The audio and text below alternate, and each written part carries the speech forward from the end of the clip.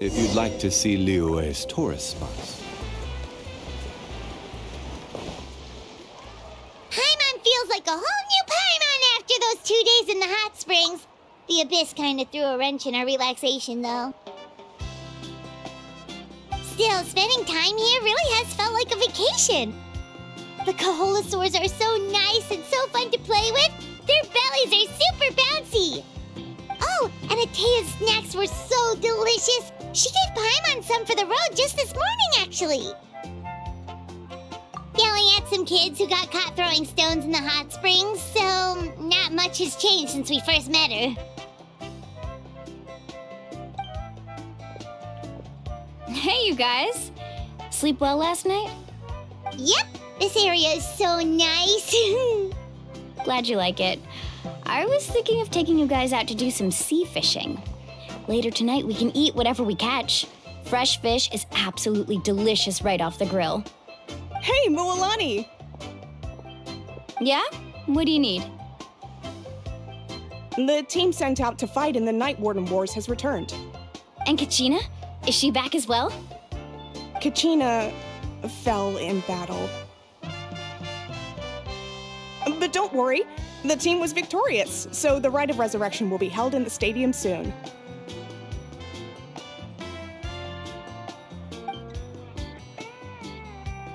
That's a relief. The Abyss is cunning, and it was her first time. Mistakes are bound to happen. Exactly. She deserves to hold her head up high. All right, thanks for letting me know. We'll head out in a bit. Jeez, she sounded a little anxious there. Had me thinking it was bad news for a moment. Mualani, you said the Abyss was cunning just now, but it seems like the Abyss just wants to destroy everything. Like, think about all those monsters that attacked your tribe. If there really was some sort of cunning plan, wouldn't it make more sense to send them to attack Kachina and her small team? Not that Paimon wants them to be in any more danger, it's just... Relax, I get it. The Abyss is difficult to understand, that's for sure. At a glance, it certainly seems like the only goal is total destruction. The Abyss isn't a living entity after all, so what capacity for logic or planning could it possibly possess? But through our long history of fighting the Abyss, we've realized things aren't quite so simple.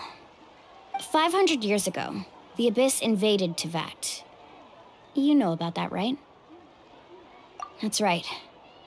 Khaenri'ah suffered greatly during that time. But so did every other nation in Teyvat. And Natlan was the worst affected of all. It took the combined efforts of the then Pyro Archon and heroes from every tribe to finally repel the Abyss. Even so, the effects of the invasion lingered for hundreds of years, only able to be reversed little by little.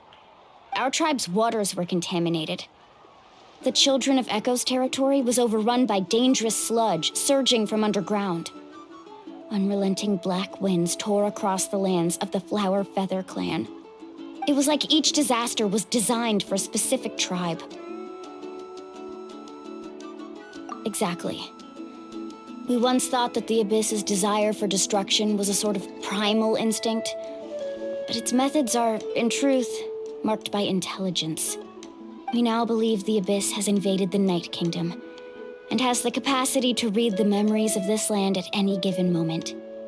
And that's how it became so dangerous and cunning, almost like it knows you inside and out. Yes, and that's why we've been unable to fully eradicate it, even after all this time. Luckily, the problems left behind by the Abyss have been successfully addressed by the various Pyro Archons we've had over the years. Now every tribe is prospering and things are looking up. I mean, just look at what we managed to do a few days ago. We totally fought them off.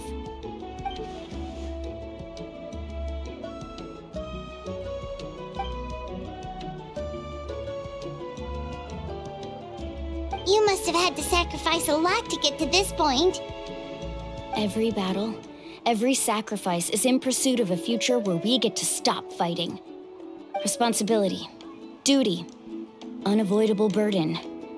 Everyone in Natlan views the war differently. But I believe we will be rid of the Abyss one day. and the efforts of all who fought against them will become a story for the ages. To think that my name could survive in ballads passed down to future generations, it's kind of romantic.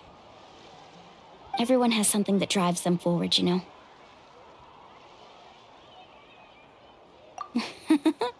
Be my guest.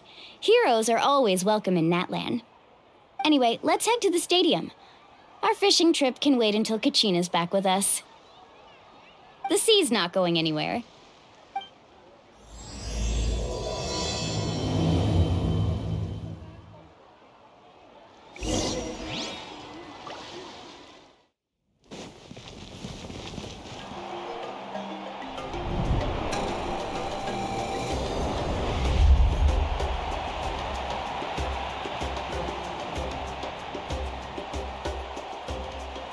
Whoa, this place is packed already! Of course. No one's gonna miss out on the chance to welcome our heroes back from battle. It's their moment of glory. Kachina's gonna be so flustered. She's never had this many eyes on her before.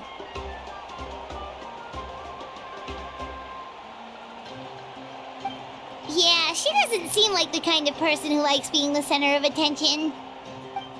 Looks like I'm just in time.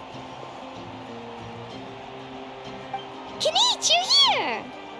Yeah, a commission ran longer than expected, but I made it. I heard about the incident with your tribe, Mualani. Is everyone all right? Yeah, it's all taken care of. Our new friend here's got some tricks up his sleeve, by the way. He's just as strong as Kachina made him out to be. Hey, look! Is it about to start? That's right. Someone will come out and recite a eulogy, and then we'll sing the Ode of Resurrection together. Come on, let's find a spot with a good view. When the singing starts, just follow my lead and you'll be fine. Let's go somewhere higher up so Kachina can spot us.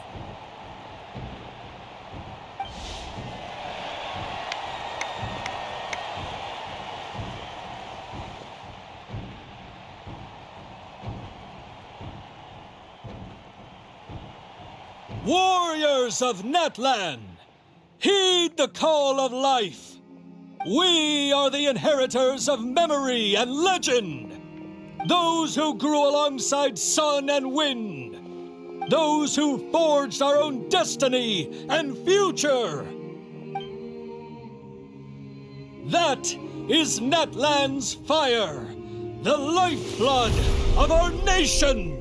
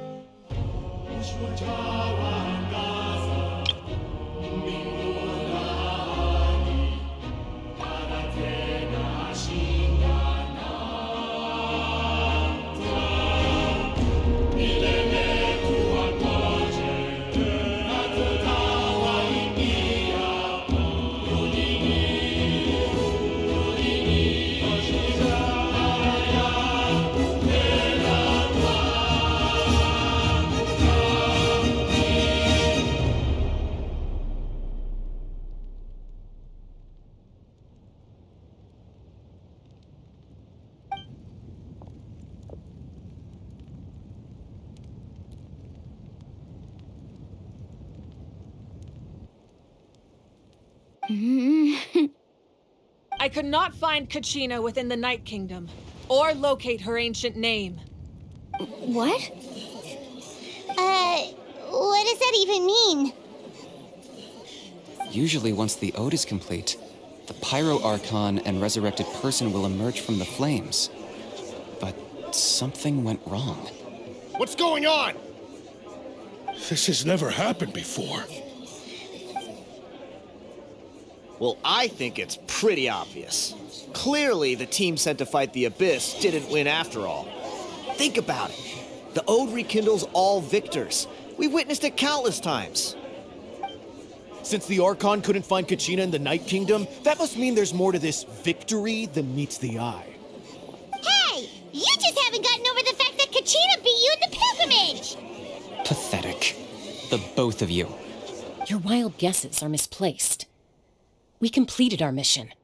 Maybe you did, but who's to say whether that little girl even contributed at all? Maybe she got scared and ran off. Why would the YAB recognize someone like her, even if she was on the winning team? How dare you insult a hero of Natlan like that?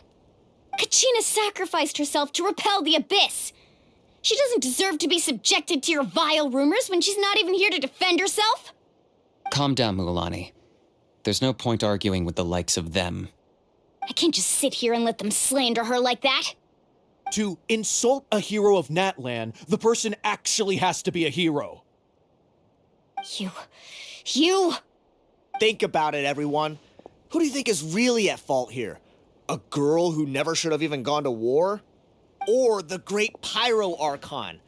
Why would the rules of our nation suddenly stop working? That's true. If she wasn't revived, it must mean she failed to achieve victory. Maybe the YAB interpret victory in different ways? I mean, that girl didn't look all that strong to me.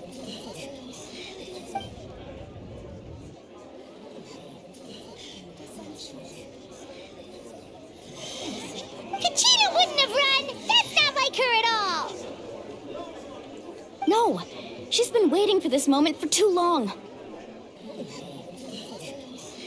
No matter how daunting the situation, no matter how scared she might feel, she's always the first person to stand up and face it head on. You don't even know what happened, so don't you dare try to use this as an excuse to vent your anger or slander her reputation. Fine. We'll find out what happens soon enough. Then, we'll see who truly deserves glory. That's enough. There is no doubt about today's victory, or Kachina's part in it. She is a hero worthy of our admiration and celebration. However, the failure of today's ceremony is undeniable. Kachina has not been rekindled, and I offer you all my deepest apologies as I continue to investigate this matter. To prevent further casualties, I have decided to suspend the pilgrimage until this matter is resolved. What? No one is all-knowing. No one is infallible, not even myself. But doubt is a means by which we seek the truth, not a weapon we wield against others. I didn't mean it that way, Archon. If there are things you wish to clarify, then ask me directly. Doubt my answer if you wish. But now's your chance. You have concerns? State them. No, of course not. Even though I have said nothing to change your mind, then it would seem the truth never mattered to you at all. That guy doesn't even have the courage to answer the Pyro Archon's question. So much for all that glory talk earlier. I have a question, Archon. My friend Kachina. Do you have any idea where she is?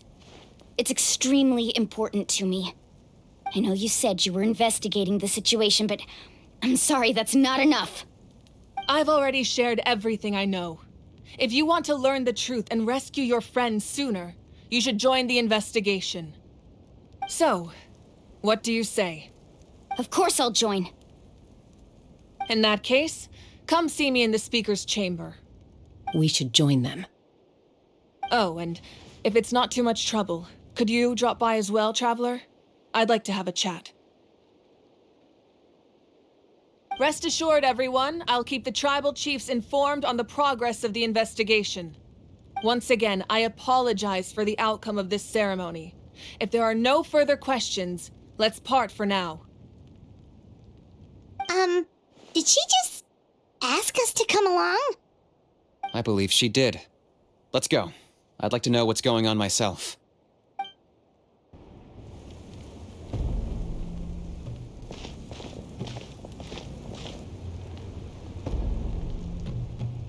The situation is urgent, so I'll get straight to the point. Kachina is undoubtedly a hero of Natlan, and I'm deeply sorry this happened to her. There's been unrest in the Night Kingdom, but I don't know what's causing it. As a result, I've been unable to track down her location. Until we find and address the cause of the unrest, the Ode of Resurrection will continue to be ineffective. And that means Kachina won't be able to come back? That's correct. Not until the problem with the Night Kingdom is resolved. How long will that take? It's hard to say. Kachina always dreamed of fighting the Abyss, of doing her part to defend Natlan.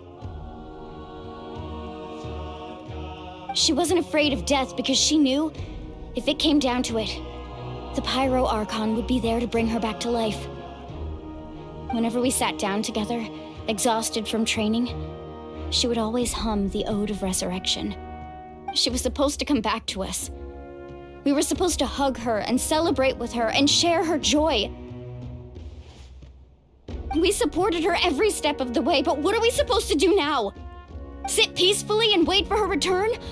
Lose ourselves in grief over her death?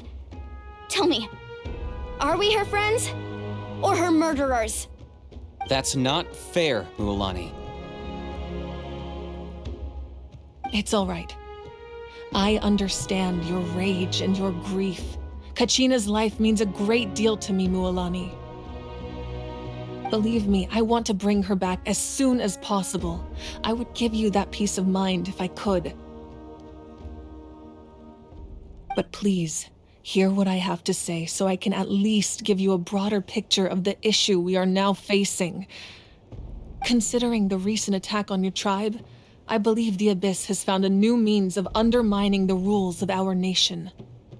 You mean... The Sacred Flame. The foundation of our resistance against the Abyss. If we continue to hold the pilgrimage and send teams to fight the Abyss, there will likely be more casualties. But if we stop altogether, the Sacred Flame will only grow weaker.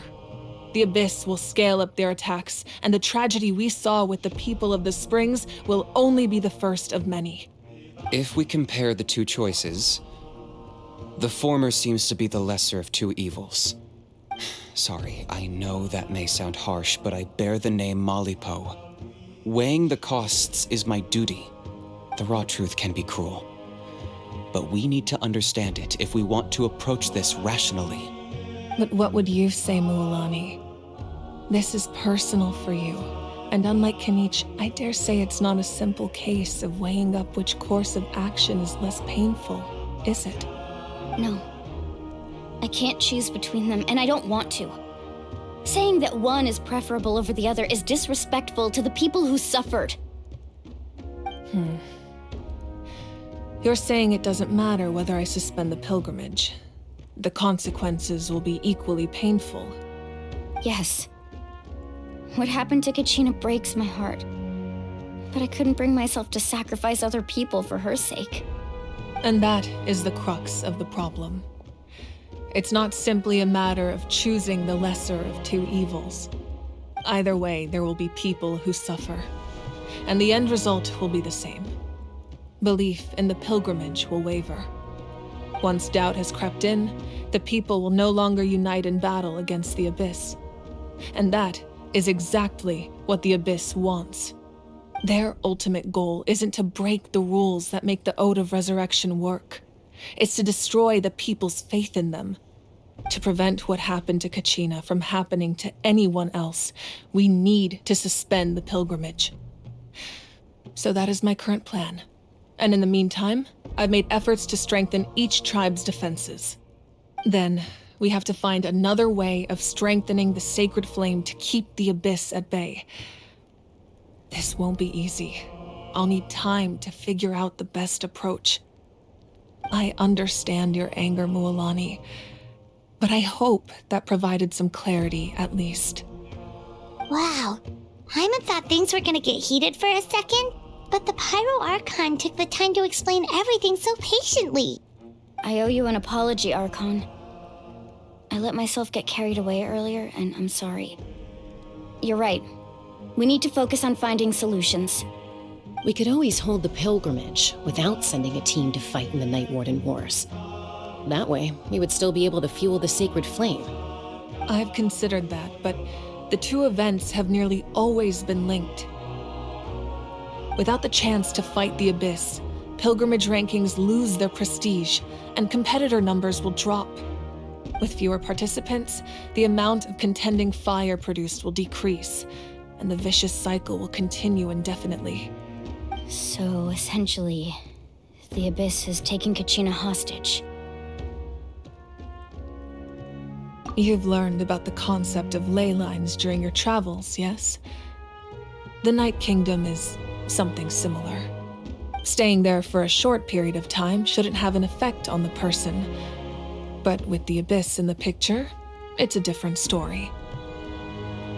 Your sense of self will be devoured until eventually you become one with the sea of souls. Imagine pouring a cup of water into a rushing river. You can try to scoop up another cup, but there's no chance it will be the same water you had before. I won't sugarcoat it. That is the danger Kachina is currently facing. Just like you said, Archon. Both of these problems need to be addressed. You can focus all your efforts on dealing with the Sacred Flame. I will go search for Kachina. The Abyss poses the same threat to you as it does to her. It is very possible you will not return. Knowing that, do you still choose to go? Kachina's waiting for us to rescue her. That's all that matters. I failed to protect her during our campaign, but I can make it up to her now. I choose to go as well. Traveler? What do you think? Understood. Then I'll support you in any way I can. The Masters of the Nightwind have a technique that can extract an ancient name from the ley lines. If we can find Kachina's ancient name, I can use the link between them to pinpoint her position within the Night Kingdom. Then comes the hard part. You need to visit the Night Kingdom in person and rescue her. But isn't the Night Kingdom a land of souls? Can we even go there? Under normal circumstances, only the consciousness can enter. But there is a way to go there in person. However, know that the Night Kingdom will attempt to repel you, and the Abyss certainly won't leave you be. That's fine by me. Same here. Fighting the Abyss is nothing new for me. So, Paimon's the only one who's scared? Well, if you're going, Traveler, Paimon's going too. Citlali of the Masters of the Nightwind once created an artifact that can be used to communicate with the Wyab. We call it the Spirit Speaker Stone. It was originally used as a ceremonial artifact wielded by the tribal chiefs, but that spiritual quality also means it can be used to search for an ancient name. That was the artifact I delivered to the Scions of the Canopy a few days ago. Didn't think I'd be hearing about it again so soon. Thank you so much for your help, everyone. Your thanks are unnecessary. I will offer you whatever aid I can, but your fellowship and courage are what will truly decide the success of this operation. Besides, you're the ones helping me. I can only focus on one thing at a time, after all. Traveler, I certainly didn't expect our first conversation to be so serious. I've heard all about your accomplishments. Ever since you arrived, I've been hoping to meet you and offer you Natlan's highest level of hospitality. Why? Why? Is that not what happened in the other nations you visited? Yeah, things were pretty complicated at the start.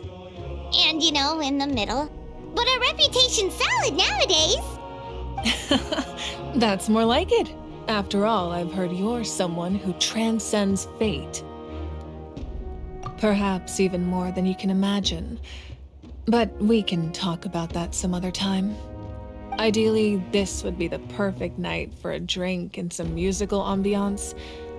But there are important things to be done. Oh, I almost forgot. Atea was wounded in the fight against the Abyss. She wanted us to give this to you.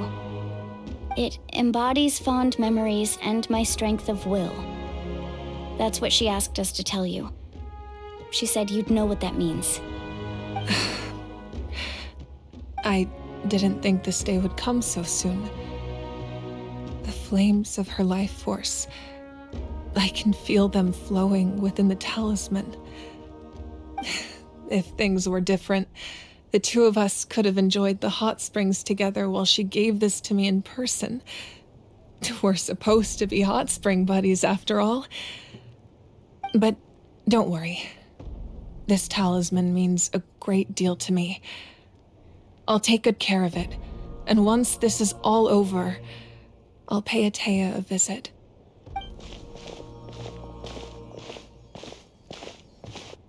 You said you didn't want to jeopardize the production of Contending Fire. But that's not at all why you decided to suspend the pilgrimage, is it? You're right. Even now, the production of Contending Fire is far from sufficient.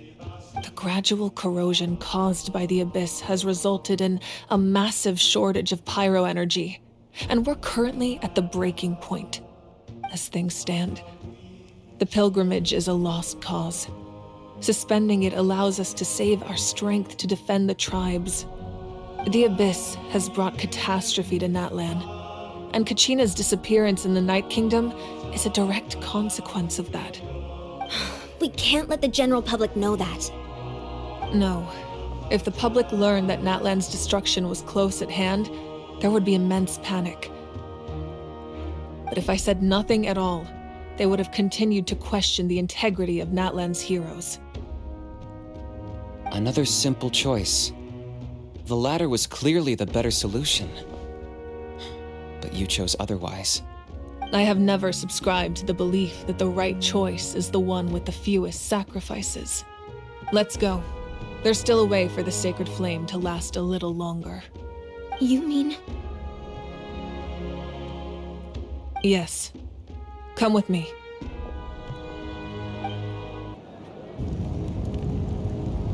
The sacred flame must never go out. Not only does it strike fear in the Abyss, but it's also the pillar of Natlan's stability. So until our heroes are ready, I will sacrifice my power to keep it burning.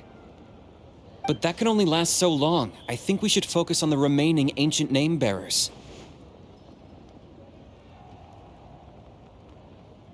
Don't let desperation cloud your judgment. Those chosen by the Wayab have already embarked on their destined path. It is for them to decide how that journey ends, not us. All we can do is support them. Even so, for you to make this sacrifice, it's not right. If not me, then who? No other is capable of sustaining the sacred flame. I possess great strength, but I'm not above my people. This is part of my duty. Archon, it's the Fatui!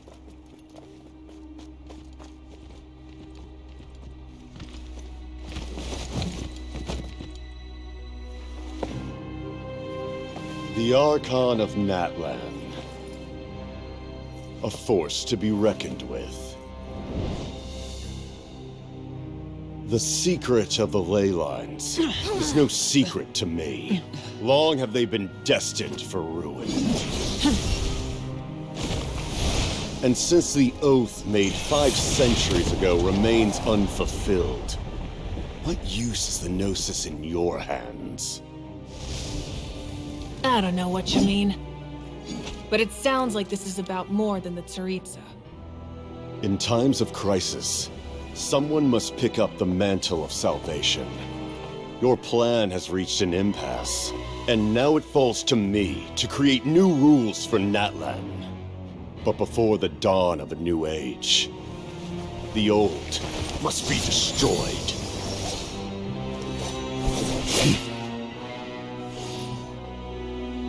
I assume that's the end of your speech? Good. People like us. Let our blades do the talking!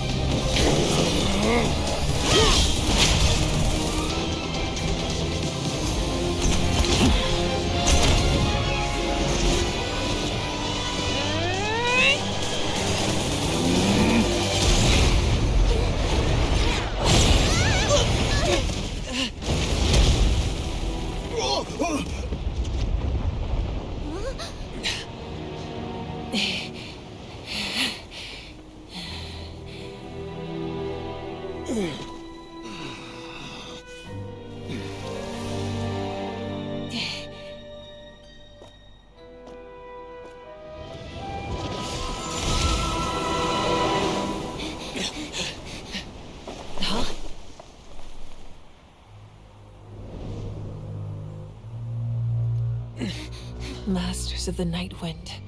Send word. The captain and his followers must be apprehended.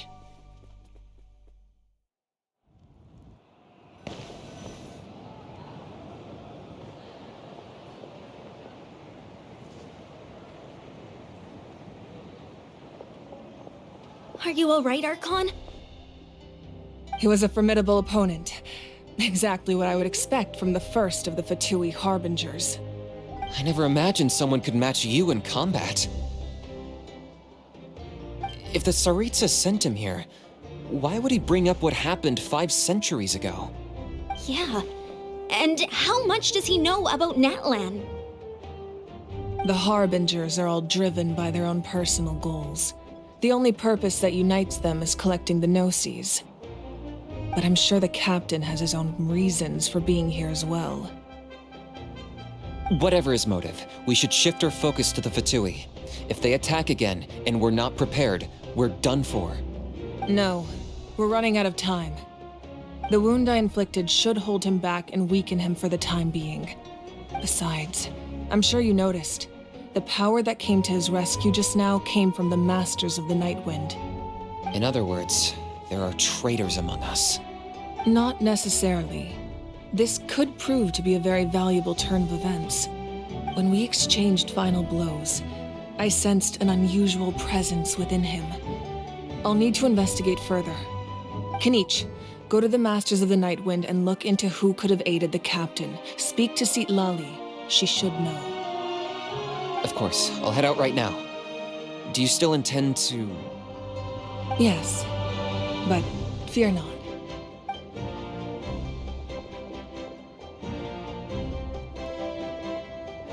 Natlan's strength has never rested solely in its Archon.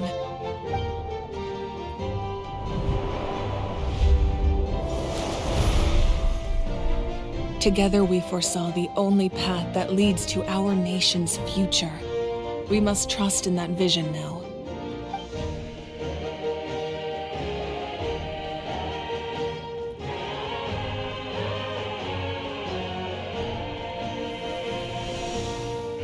Is everything okay, Archon?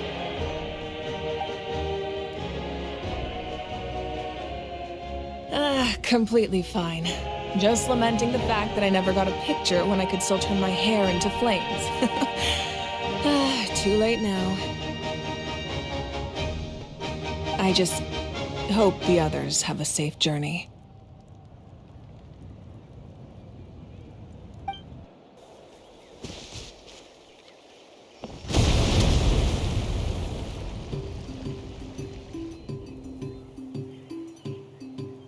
What's happening at the stadium?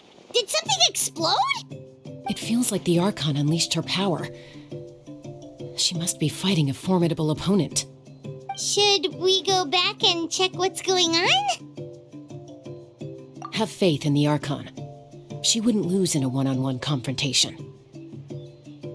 Once we find Kachina's ancient name, we'll head right back. Okay, let's just keep climbing. Paimon really hopes nothing goes wrong.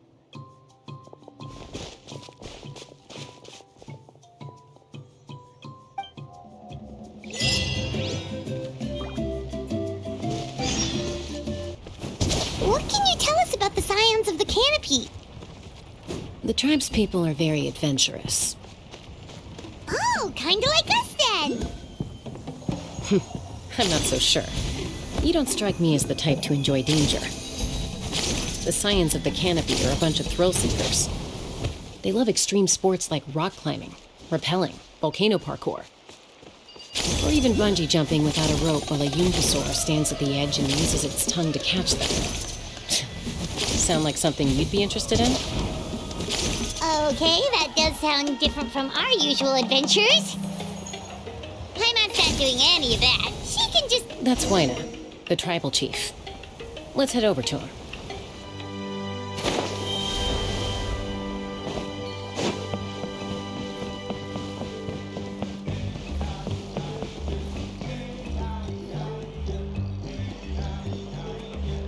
Chaska. Nice to see you again, Wyna. I'm afraid we don't have time for pleasantries, so I'll get right to it. We're here for the Spirit Speaker Stone. Whoa, hold on a second. At least tell me why you need it first. My friend Kachina is trapped within the Night Kingdom. We need the stone to find her ancient name and rescue her. Rescue her? From the Night Kingdom? That's right. I'm sorry, but someone needs to tell you what you don't want to hear. Go in there. A mature warrior would never make such a foolish decision. The nature of battle is unpredictable. You never know how it's going to end. Losing a friend is tragic, but when that happens, the best thing you can do is focus on how to prevent further casualties. I appreciate what you're trying to say, Chief Wyna. But if the price of maturity is abandoning a friend in need, I'll choose foolishness any day. If Kachina's still holding on, then so will I. I thought you might say that. Is something wrong, Wyna? This doesn't seem like you. Life isn't complete without taking risks. That's always been your mantra. It's nothing. The Night Kingdom is a dangerous place. Can't blame me for checking if you were up to the task. If you're that determined, far be it from me to stop you. Here's the stone. Keep it safe, okay? It's not like we have a spare. Thank you. Huh. Seems like you two go way back. But aren't you from the Flower Feather Clan, Chaska? Oh, Chaska's a peacekeeper, so she's famous throughout the tribes. She's always the one people call to resolve conflicts, so we slowly got to know each other that way. Her younger sister Quichi's always hanging around our tribe, too. She's helped us out a lot in the past. Oh, you have a younger sister? Yes, I'll introduce you to her sometime. But let's get back to business. Wyna, how do we use the stone? As you probably know, your intended destination is completely different from the real world.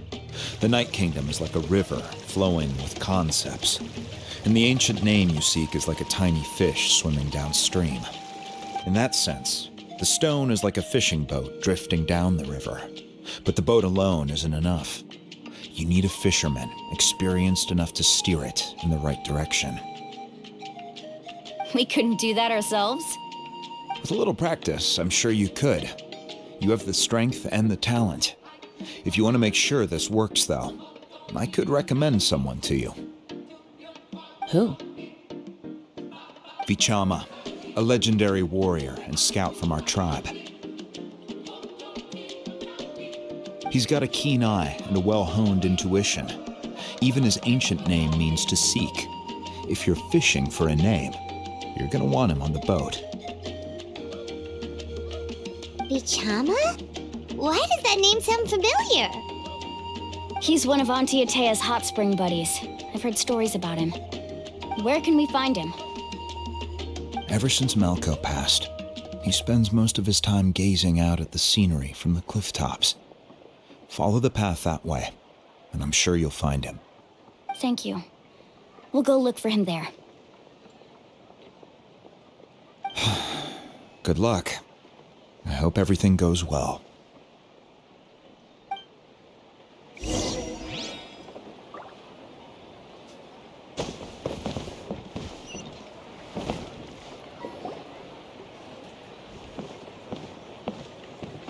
Someone admiring the scenery from the cliff tops. Ah! That must be him! Hello there, are you Vichama? That's me. Did you need something?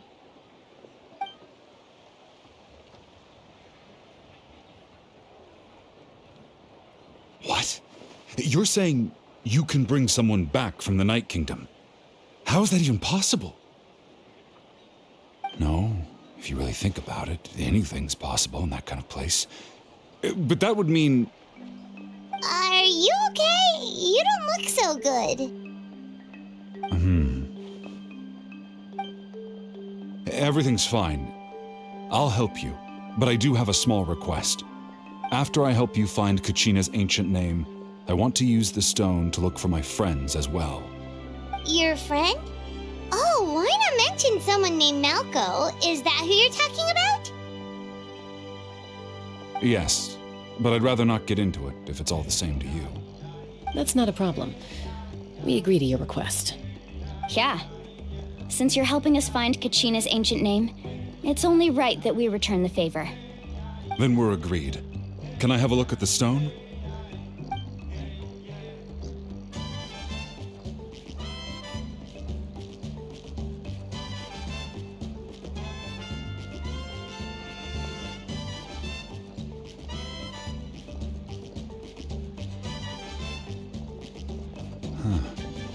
I see.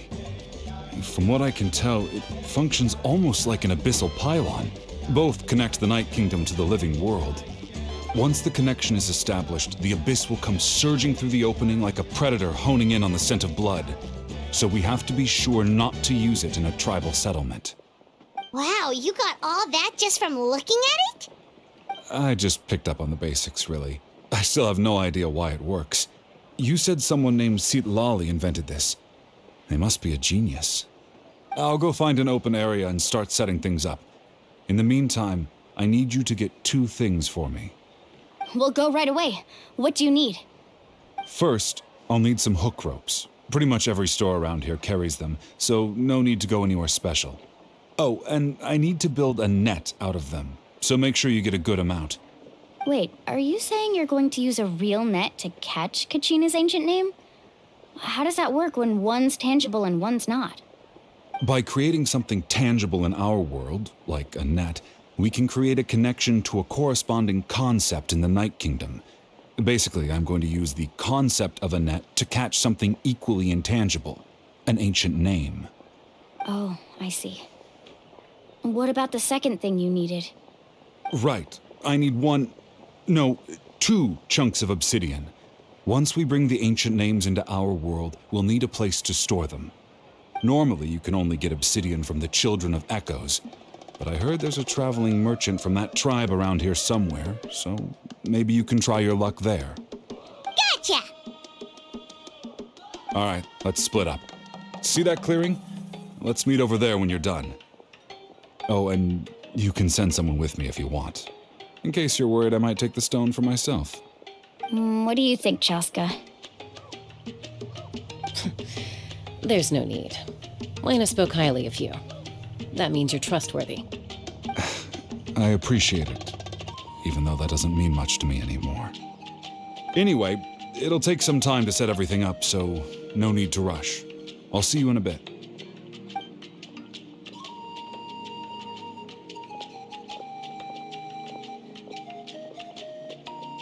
What an odd guy. He seemed so defeated, but also really invested in the stone at the same time. I don't have any more insight than you, Paimon. Let's just focus on the preparations for now. Hang on, Kachina. We're coming for you.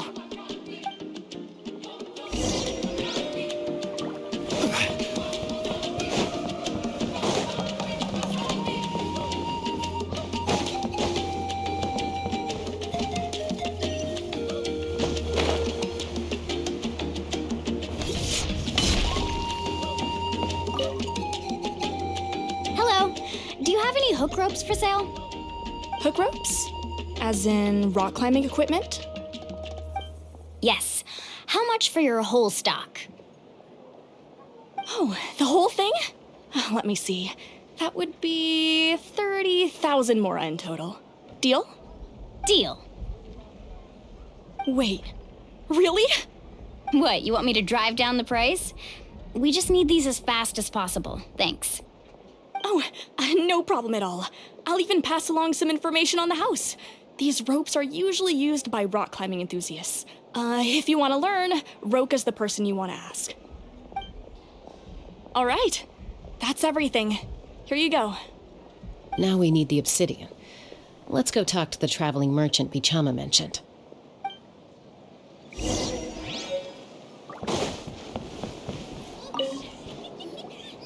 Excuse me, do you sell obsidian? Why, yes. I've got a chunk for sale right over there. Perfect. Is that the only one, though? We actually need two. That might be tough. Tell you what, I'll take a look through these boxes over here and we'll see what we can find. Thank you so much. We'll wait here.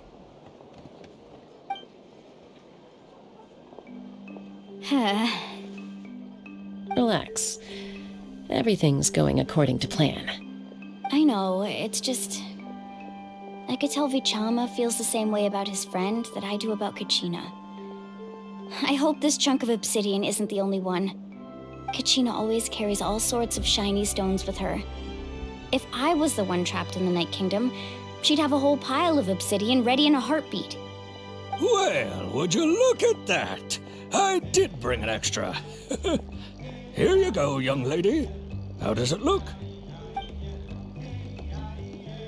Perfect! Thank you. How much do I owe you? If you hadn't shown up, these stones would have just sat here collecting dust. I'll take 3,000 mora for both. Here you go. By the way, I heard you mention Vichama just now. You running an errand for him, then? How's he doing? Malco's been gone for 5 years now. It's about time he started to move forward. Do you know what happened between them? I heard about it in passing while I was out drinking one night, but I don't know all the details. Vichama and Malco grew up together, and even made a name for themselves together.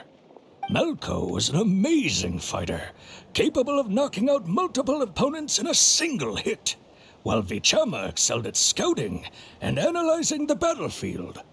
The two made an excellent team, and managed to beat back the Abyss several times. 5 years ago, they both emerged triumphant in the pilgrimage, and were placed on the same team to fight the Abyss. But on the eve of battle, the Abyss launched an attack on their tribe, and Vichama suffered an injury to his leg while attempting to rescue someone. Then what happened? The team agreed that he couldn't fight the Abyss in his condition. Vichama didn't argue. He knew going to the front lines with an injured leg would make him a burden in battle. So they raised the issue with the Pyro Archon, and she agreed to let him stay behind. It's just... Melko and the others ended up facing hordes of abyssal monsters in numbers that far exceeded anyone's expectations. The team made an error in judgment, and they fell to the onslaught. Vichama went into a deep depression after that. He blames himself for everything. Oh, you're not wrong. But it's possible he chooses to blame himself. Not because he did something wrong, but because he wasn't able to do anything at all. I've tried convincing him to move forward, to stop dwelling on the past. But the shadow of Malko's death hangs over him still.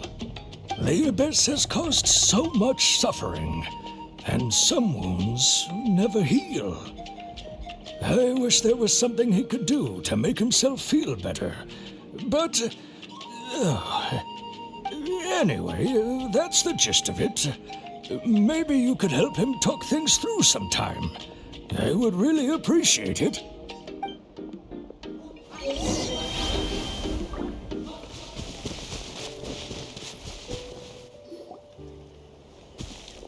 Did you get everything? Yep, it's all here.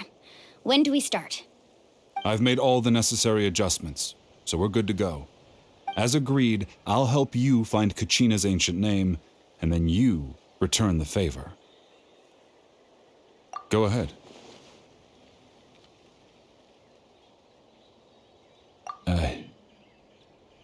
Yes. After Malko fell, I scoured the battlefield to see what happened.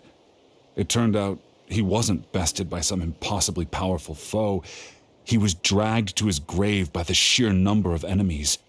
If I had been there, I would have been able to sense the danger. I could have warned them not to advance. I've always blamed myself for what happened. But when you told me about Kachina, I realized there's a chance Malko might also be alive, fighting for survival in the Night Kingdom. But that happened several years ago, right? The Pyro Archon said all life within the Night Kingdom eventually becomes one with the Sea of Souls. There might not be much hope, but I still have to try. Malko and I promised each other, even if we never managed to root out the Abyss for good, we would fight together until the end. All right, let's get to it. I'll start searching for the conceptualized version of Kachina's ancient name. If you see any fragments scattered around the area, please collect them.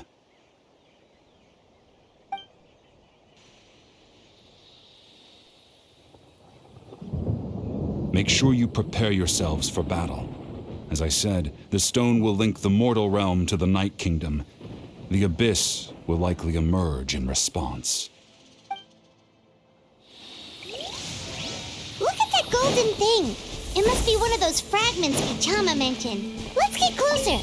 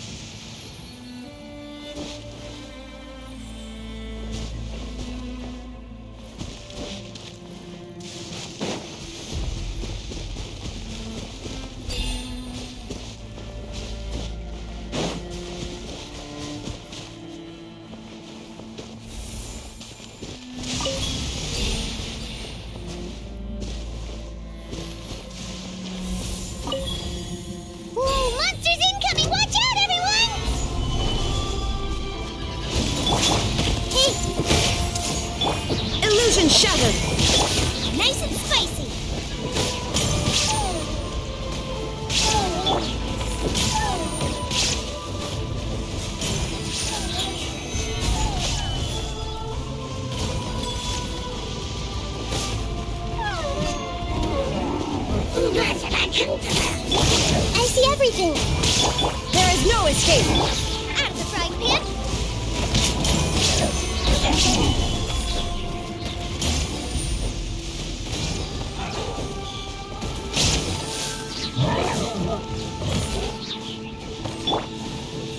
Okay.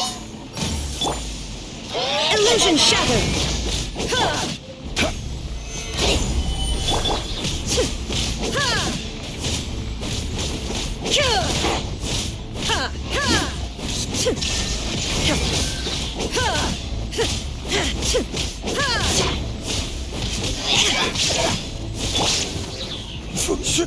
Stabilize!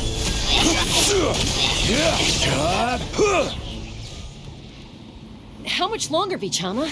Not long! We're getting close!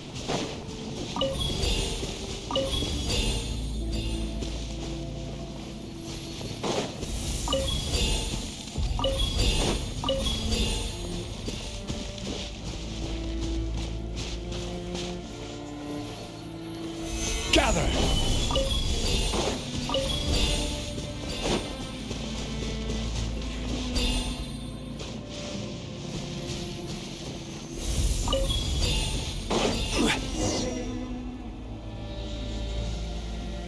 Vichama!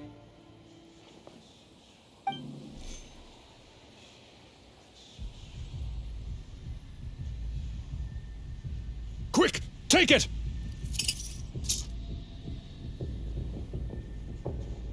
I found Kachina's ancient name. Hang in there, Malko. Just a little longer. Something's not right. The power of the Abyss is getting stronger. The Abyss is corroding his body. Vichama, you can't keep going. You'll die. I should have died 5 years ago. I just need a little more time. Please, I'm almost there. Thank you.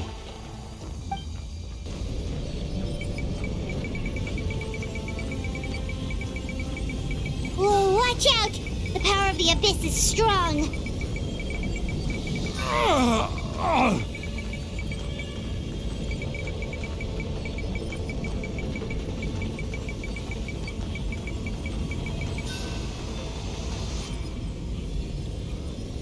This power.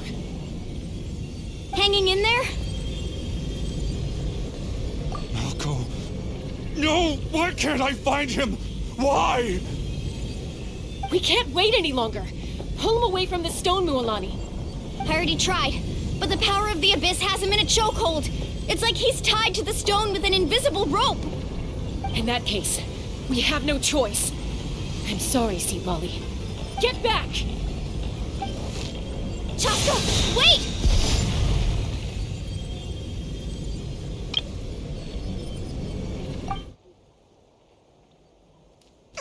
Ouch! What happened just now? It looked like the Spirit Speaker's stone was... The stone's power was spiraling out of control. The only way to stop it was to destroy it. You were all caught in the shockwave of the explosion. You might feel dizzy for a while, but that's normal. Give us a heads up next time, will you? You're lucky we managed to dodge it in time. I thought I said to get back. Yeah, barely a second before you made it go poof. Not everyone has your reflexes, Chaska. We were this close to getting dragged into the explosion. Okay, I'll be more careful next time. At least Kachina's ancient name is still in one piece. Wait, where's Vichama? Vichama! Vichama! I couldn't find Malko's ancient name. It must be completely gone by now. Once your ancient name disappears, there's no coming back. From the very beginning, I knew there was a slim chance, but still. And now... it's too late to save him. From the minute he left that day, it was already too late. Vichama. I'm sure he's heard enough condolences over the years. Let's just give him some space. Huh? What's that in your hands, Vichama? It looks like something's glowing. Huh? This is...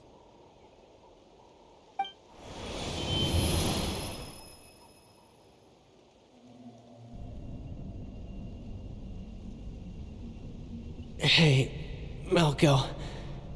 Got any strength left? Not enough to swing a sword, but to say a few last words. Sure. Too bad no one will get to hear them. I never thought I'd actually die on this mission. Not that I'm afraid to die. It's just hard thinking about my mom's face when she hears the news. Guess I have something to be thankful for then. My parents died a long time ago. They won't have to mourn me.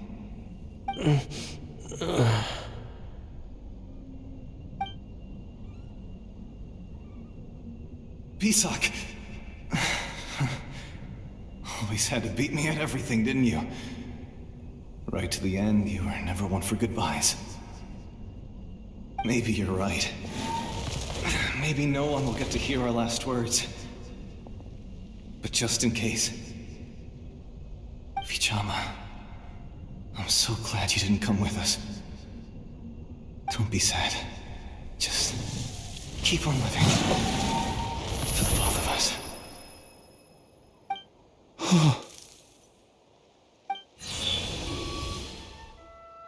Was that a memory?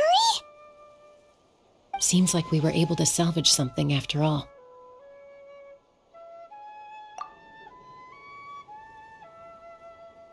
Of course. Seeing him, hearing his voice again, it makes me unbelievably happy. But it also brings with it an even deeper pain. A deeper pain? Why? Malko was always the type to put on a brave face. But in that memory just now, his hands were shaking, and his smile was forced. For all these years, I regretted not being able to fight alongside him to the end. And now I know, at the end of his life, he was thinking the same thing. Vichama. I'm fine. Actually, I heard Chief Wina wasn't really on board with your plan to go to the Night Kingdom. When you asked for my help, I hesitated too. I knew helping you find your friend's ancient name meant leading you one step closer to danger. But I also understood why you had to try. Everyone has regrets in life, but not everyone gets the chance to make up for them. Once allowed to fester, guilt strips us of our most valuable qualities as warriors. In that sense, we might as well choose the braver path from the very beginning. If I could do it all over again, I would have followed Malko to the front lines no matter what. Even with an injured leg, there were still things I could have done. That way, even if the outcome stayed the same, I still would have fought alongside him to the end. There are critical junctures in life, and if you don't seize the chance to act, there's no going back. That's something I had to learn in hindsight, but you're still at the crossroads of your journey, so I hope you can walk away without regrets. Thank you, Vichama. I feel even more determined now. Kachina will come back to us. I'll make sure of it. I promised I would find her, and I intend to keep that promise. That's good to hear. Strange. My body, it's... Once abyssal corrosion enters the body, a portion will fuse itself to your internal organs. Even though the Traveler possesses powers of purification, the corrosion can never be fully eradicated. Thanks to him, though, you were only briefly exposed. Slowing your breathing and controlling your emotions should help you keep the symptoms in check.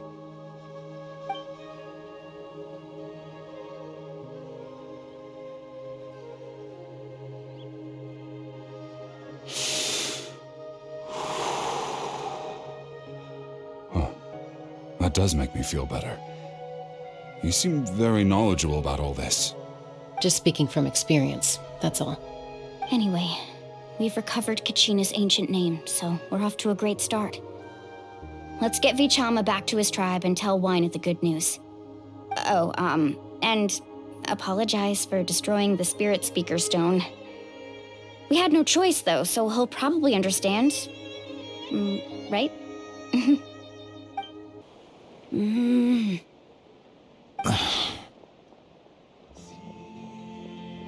Koichi, are you really gonna just stand there like that? I don't know what you want from me. I think you know exactly what I'm trying to say, Uncle Wina.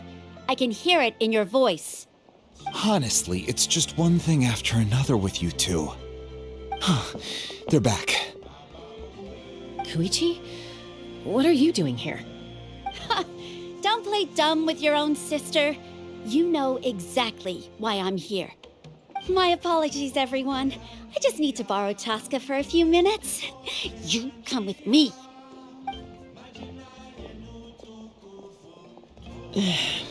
I'll be just a moment. Who is that? Koichi, Chaska's younger sister. Although the two aren't actually related by blood, it's kind of a long story.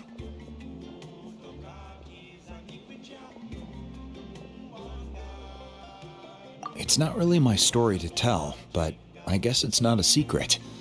You see, Chaska was actually raised by cuckoo sores. She was afflicted with a rare disease when she was a child and abandoned in the wild as a result. The Abyss found her out there, all on her own, and tried to devour her. But in the end, all that did was trigger her will to live. That strength of will pushed her to survive. But it also planted a seed of conflict within her. Eventually, she was adopted by the cuckoo sores. Wherever they went, she followed, getting into fights right and left. For some reason, Paimon can totally imagine that. Well, when Chaska finally returned to human society, it was Koichi's parents who adopted her. At the time, Chaska still had a habit of getting into fights, so Koichi was always taking her around, apologizing to everyone. Ah, I remember those days. One of those fights was definitely with me. But, you know, kids, you're fighting one minute and your friend's the next. Eventually, she found a way to rein in that desire to fight. And now she's who people call to resolve conflicts. She's known as the Peacemaker. It sounds like she still argues with Koichi, though. Don't siblings usually stop fighting when they get older? That's partly my fault. Koichi asked me to stop Chaska from doing anything dangerous, but you probably know by now, once Chaska makes up her mind, there's no changing it. Oh, I get it. No wonder you tried to talk us out of going to the Night Kingdom. Chaska even said that wasn't like you. I'm all for your adventure. You need to take risks when you're young, because by the time you're my age, you couldn't attempt something like that even if you wanted to. Better try now than live with regrets later. That's what I say. Still, I can understand where Koichi's coming from. In the end, nobody wants to sit back and let a loved one put their life on the line.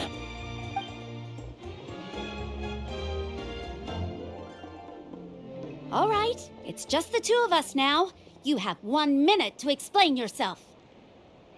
I don't have anything to say. You don't have to approve, but you should know I only do what's necessary. That attitude is exactly the problem. It's like you don't care. You try to sneak off to the Night Kingdom behind my back and then play it down as if it's just a trip abroad. Well, technically I am going abroad, right? Again with the excuses!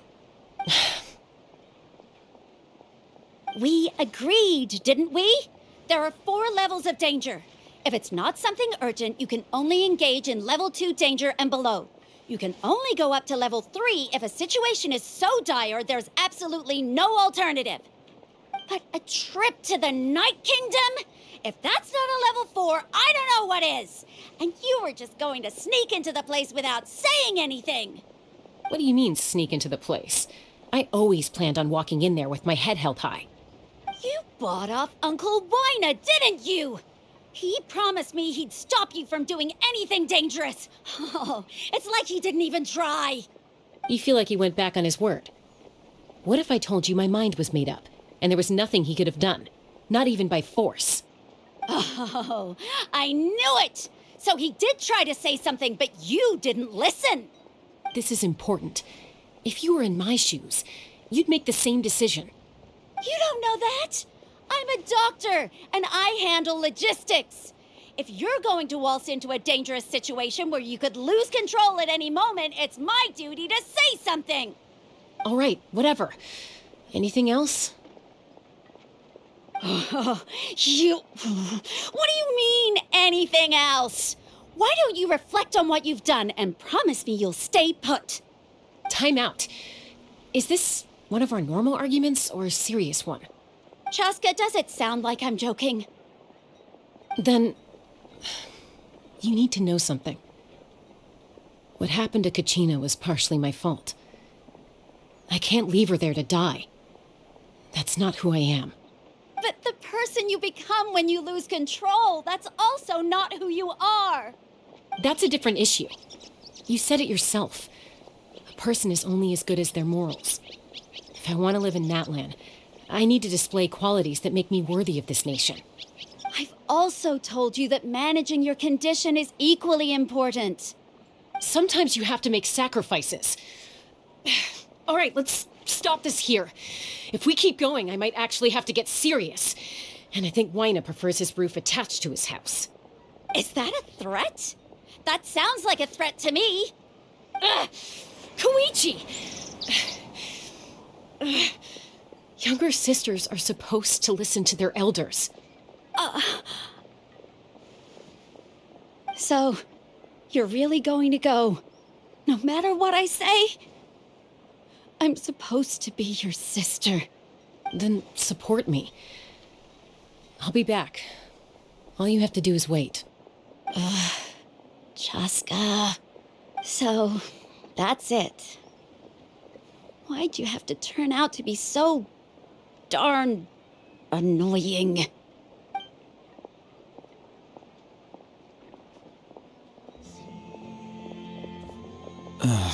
You two are something else. Something you wanted to say? I know you aren't related by blood, but you two sure are similar. Really? You know, I said that very thing to Koichi not too long ago, and she reacted the exact same way, down to the very tone of voice.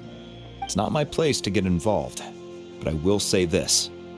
Try to spend a little more time with your sister. You're tough kids. That doesn't mean you have to go it alone. Thank you. Anytime. All right. If you're done with the Spirit Speaker Stone, you might as well hand it over. According to Kinich, it's an important ceremonial artifact, so it'd be safer to keep it with me. About that. If only Tone Deaf Bard was here, he could have repaired it just like the Holy Liar. It might be in a few more pieces than you remember. Huh?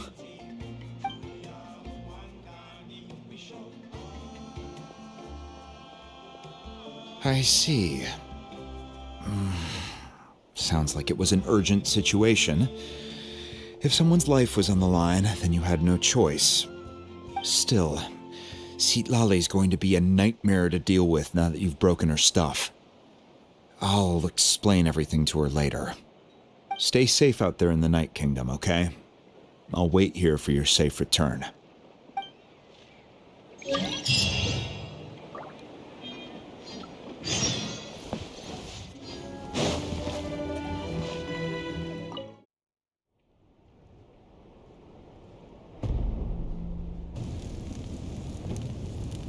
We're back! We found Kachina's ancient name, too! Well, it's fairly complicated. Let me give you the condensed version. The Fatui again? We can't go anywhere without them causing trouble. But what if the Fatui finds out you've lost your power? Won't they try to take advantage of the situation? That's why it has to be our little secret. No one else can know, or we're asking for trouble. Look, I wish I could offer you some sort of consolation, but I won't lie to you. With multiple factions closing in, there's nothing comforting about the situation we're facing. Still, all you need to do is focus on your goal. You can leave the complicated matters to me. I can also step in on the Pyro Archon's behalf. There's a limit to what I can accomplish, but I'll help you however I can. There's no need to be so modest, Yan-san. Your incredible strength has long been a well-known fact. You're the pride of your tribe. Archon, I'm sorry about before. You have so much on your plate, so much that you have to worry about. But all I could do was focus on my own feelings. You have nothing to be sorry about. We all get overwhelmed by our emotions, myself included. Your reaction to Kachina's disappearance, I understand that feeling very well. Well, now that we have Kachina's ancient name, let's go track her down. Follow me.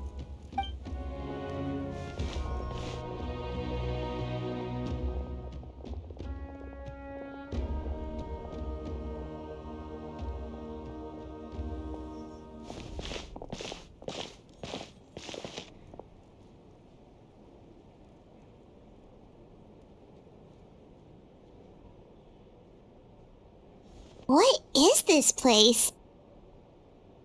Hey, isn't that Atea's talisman? Good eye. This is where I store all the various mementos I've collected. Whoa. I've never seen this place before. There's so many things in here. It looks like there are items from every tribe. Collecting them must have taken a lot of effort. I suppose you could think of it as a hobby of sorts. In Natlan, everyone grows up listening to the stories of heroes, and physical items do a far better job of preserving those stories than our own memory. Now, I still have some preparations to make for the ceremony, so feel free to take a look around in the meantime. If you're curious about an item, I'm more than willing to tell you about its origins. All right, we'll have a look.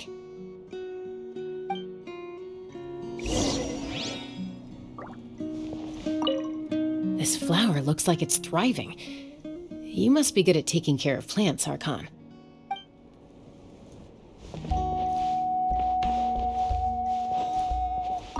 This fishing basket looks familiar.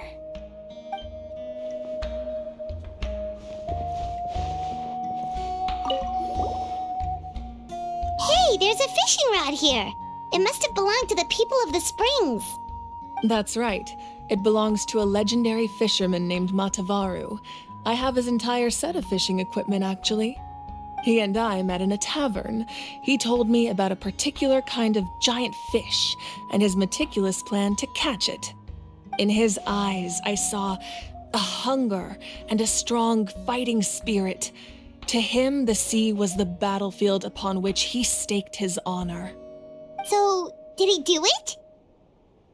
The next time I saw him, he was covered in scars. It turned out the fish he sought had been corroded by the abyss. He managed to kill the fish, but sustained a serious injury in the process, which meant he could never go deep-sea fishing again. Can a fisherman claim victory if he fails to bring back his catch? That's what he asked me in the end.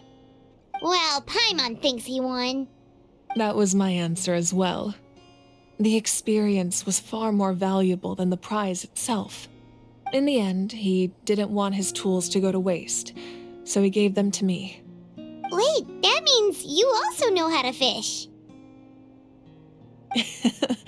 Maybe we can go head-to-head sometime.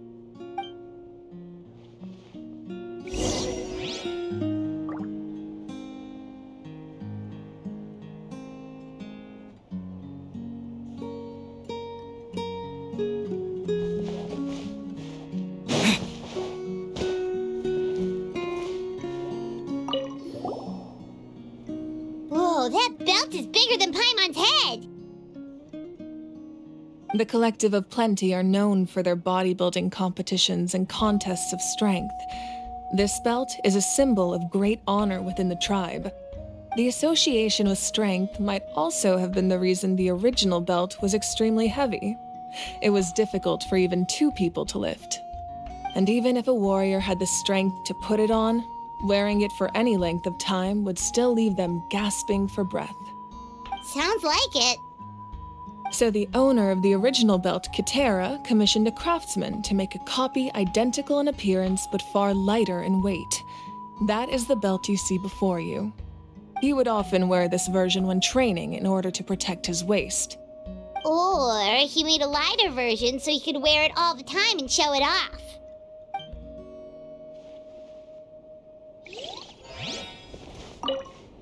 Make sure to handle everything with care. This cup, for example, it's heavier than it looks.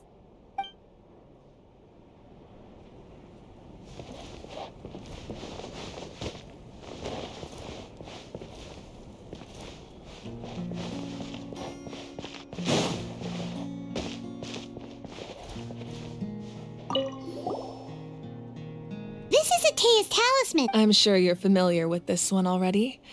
Atea was rarely ever without it. The talisman brought her a lot of luck in battle.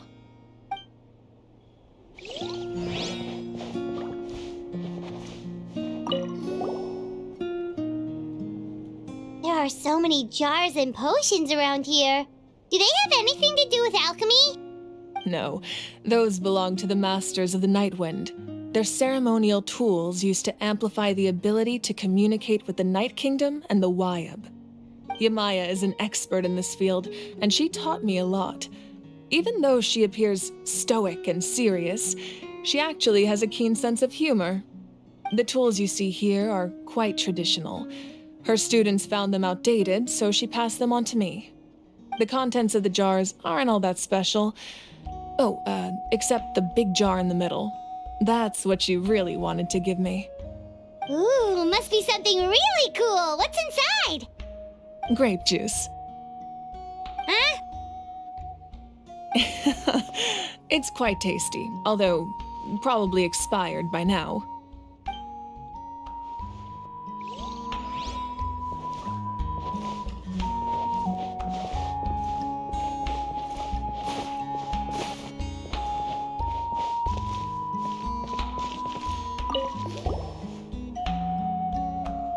Whoa, this weapon is huge!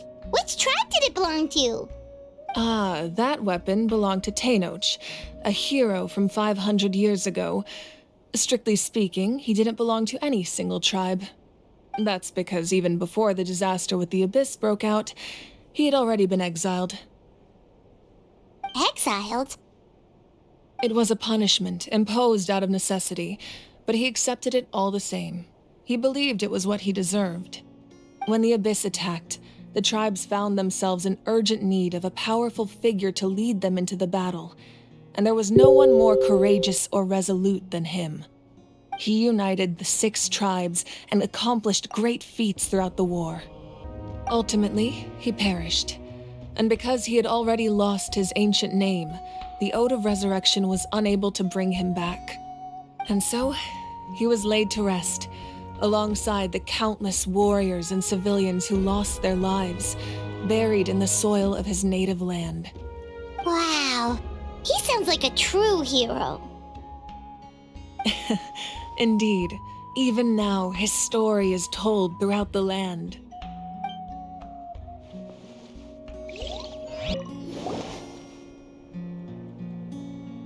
The powder still needs some time to settle, so let's wait a little longer. Well, what do you think of my collection? Do you feel like you have a better understanding of Natlan's culture now? Yeah, if each item represents a different story, seems like Natlan's really been through a lot. Does every item hold a special memory, just like Atea's talisman? That's right. The items in my collection actually serve a similar purpose to the ancient names passed down among the tribes. They demonstrate the true shape of time. The shape of time? Most people perceive time as a linear concept, almost like a straight line that can only move forward. We cannot change the past or predict the future. But there's also a different theory, one that I believe to be closer to the truth. Namely, that the past, present, and future all exist at once. At once? Paimon's not sure she understands. Let's say your journey ended right now. Thinking back on your experience in each nation, which one would you say was the most important?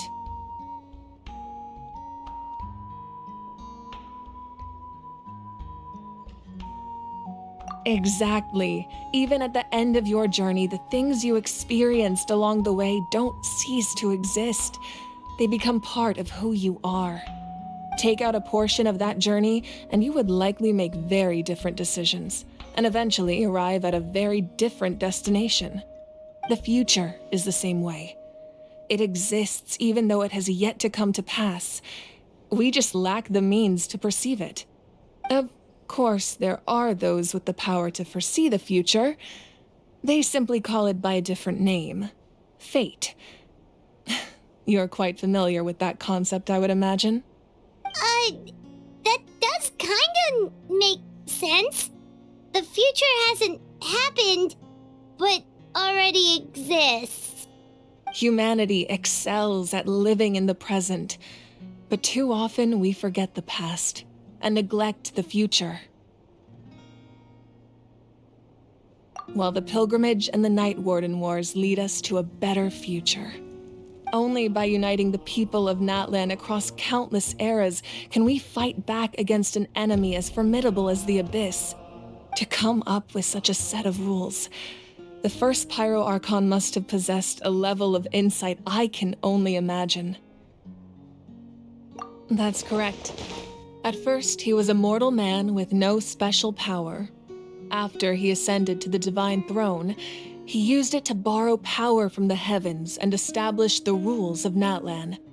Namely, a framework through which ordinary people can ascend to Archonhood.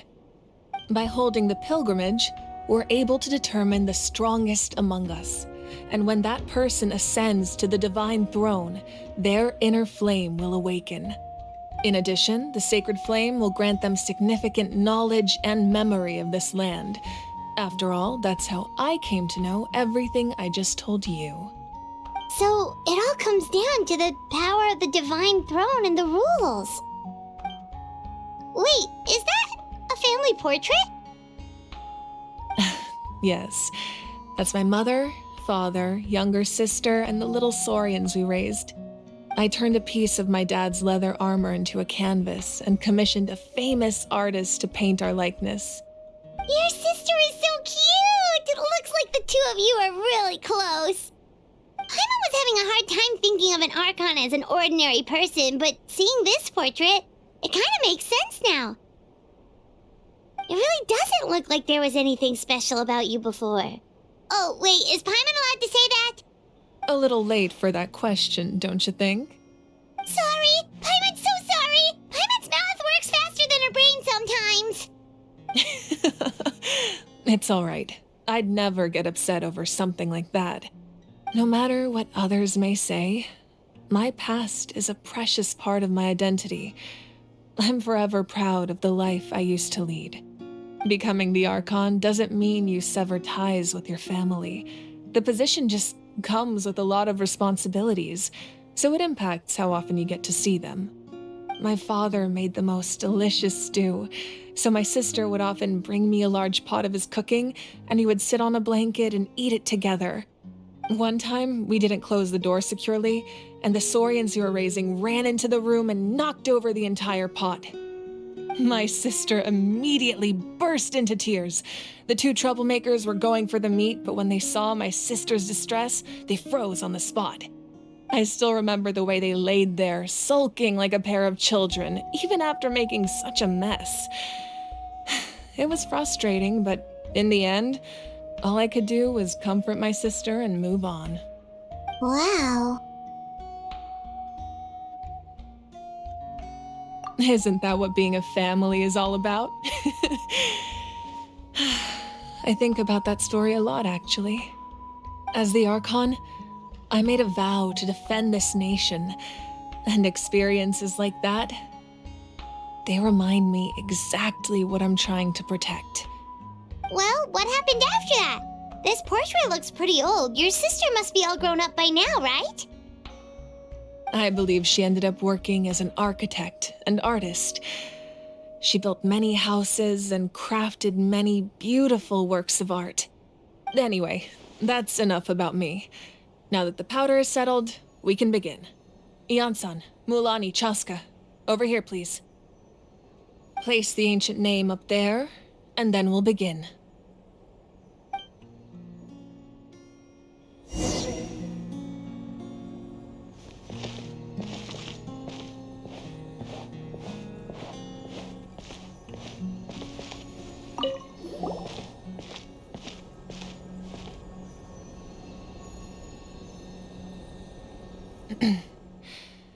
surely as the echoes of life resound through heaven and earth, so too shall our stories remain eternal. Ancient name, take us to your fated bearer. Allow her to answer our call.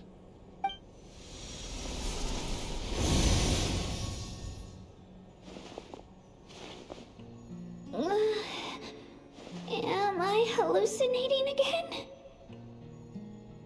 Kachina, are you okay? Huh? I'm not seeing things, am I? Is the Abyss playing tricks on me again? It's okay, Kachina. It's just us. We're trying to find a way to bring you back.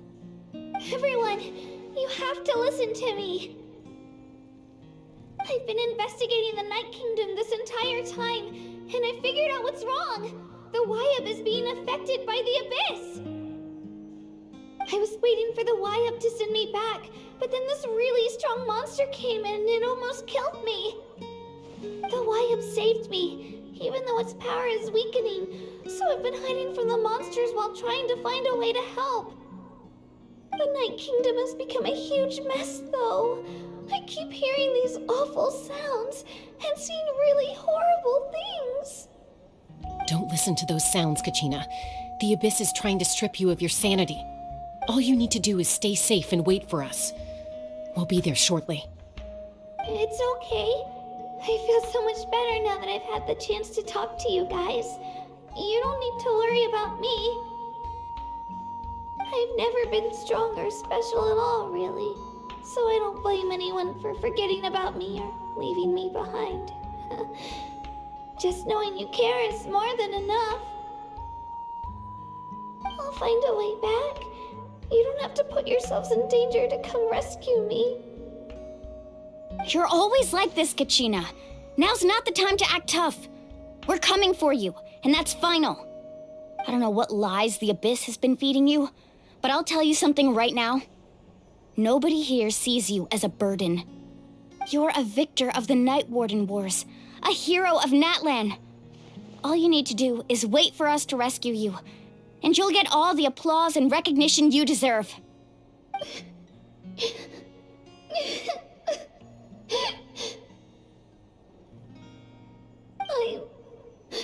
I'm really scared. Everything's so dark and creepy here.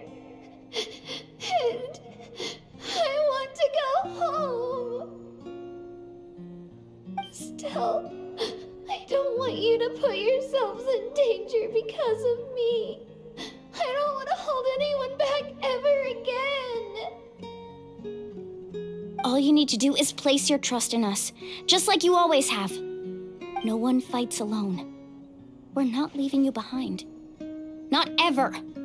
Yeah, we're so close, we can't call it quits now. Thank you. Be careful. Looks like we've lost contact. Now comes the most dangerous part.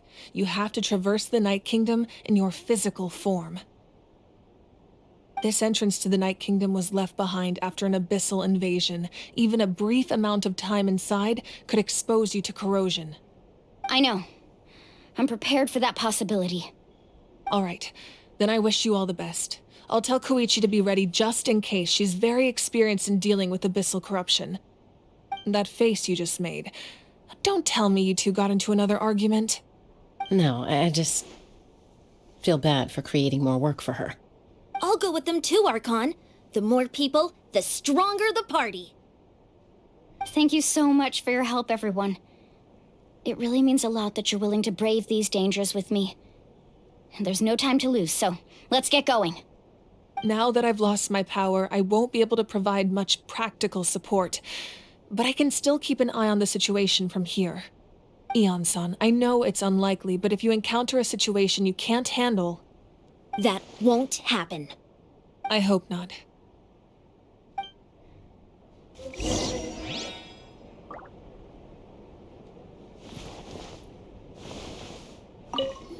Be careful out there. I'll observe the situation from here.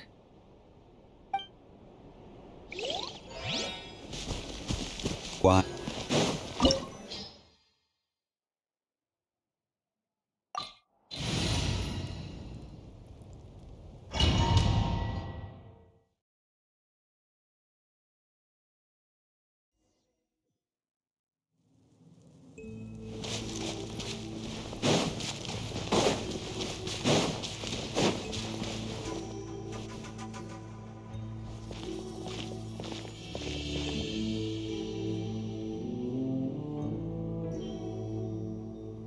So we're underneath Natlan right now? It looks nothing like Paimon was imagining. That's because in the distant past, Natlan was home to an incredibly advanced civilization ruled by dragons. Humans only established their own society after the fall of the dragons. So these are Saurian ruins?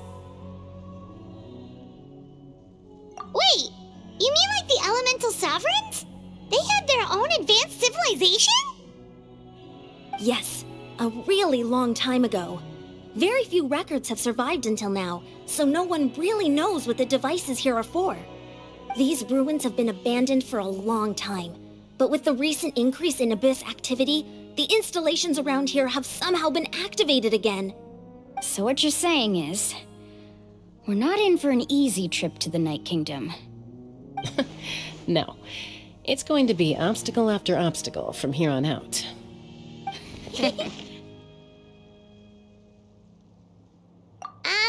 Why are you all laughing like that? It's creeping Paimon out. It's the pre-adventure excitement kicking in, right guys? Of course. I'm eager to get started. Then let's go. We won't let anything stand in our way.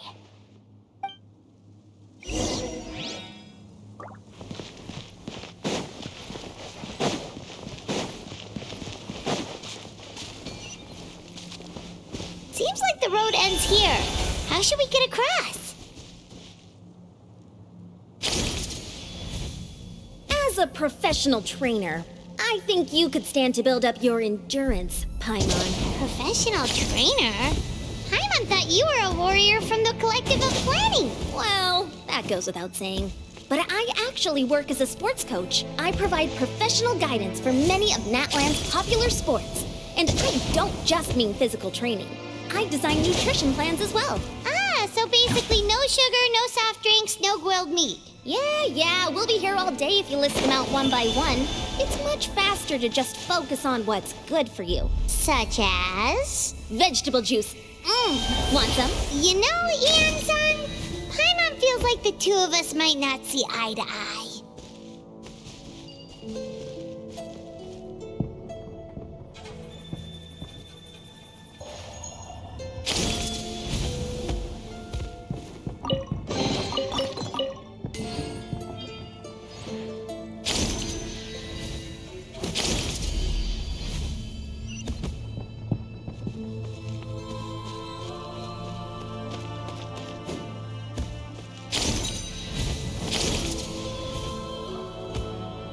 Those guys look familiar.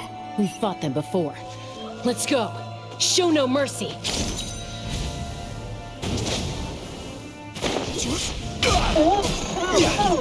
Gather! Everyone hold hands. Boba, get them!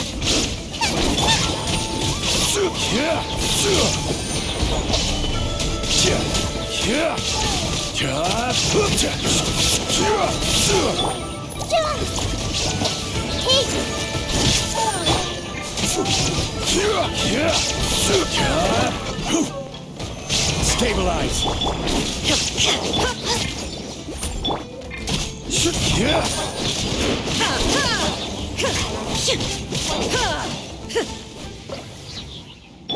I will have order!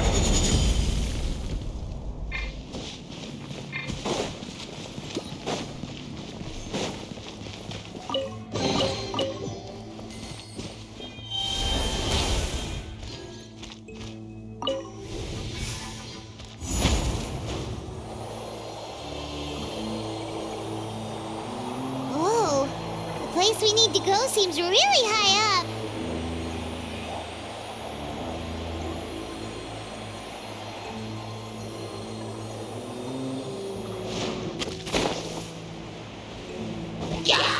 Solidify! Everyone hold hands. Shine down!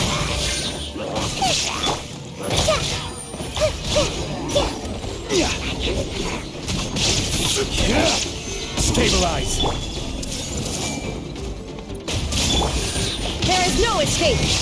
Out of the frying pan, into the fire! This place turn a little.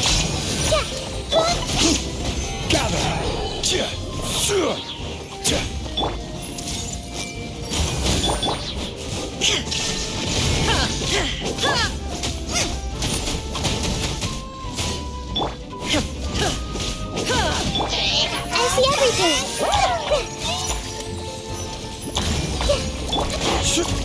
Stabilize! Boba, get them!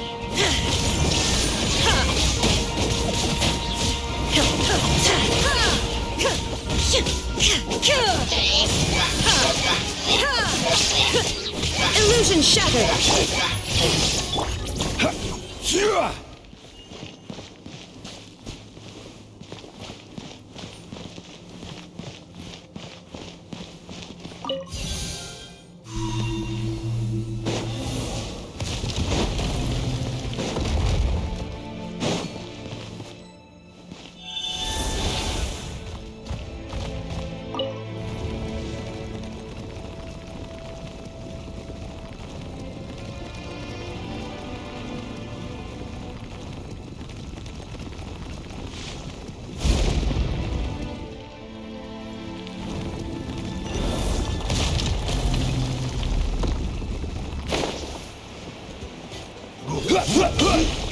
Gather! Everyone hold hands! There is no escape! You're toast!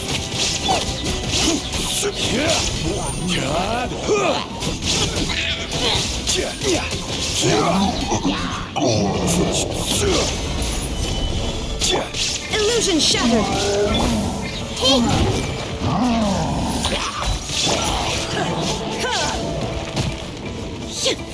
Nice and spicy! Solidify! Everyone hold hands!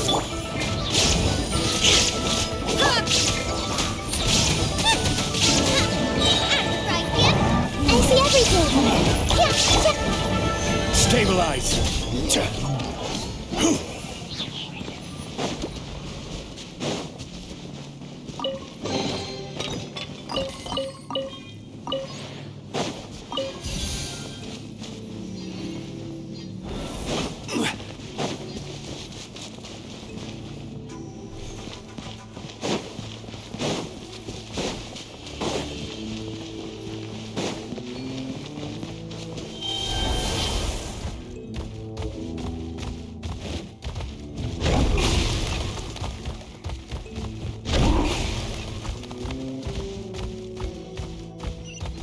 This is the final stretch. We just need to climb up, and we'll be there. Nothing to it. Easy for you to say.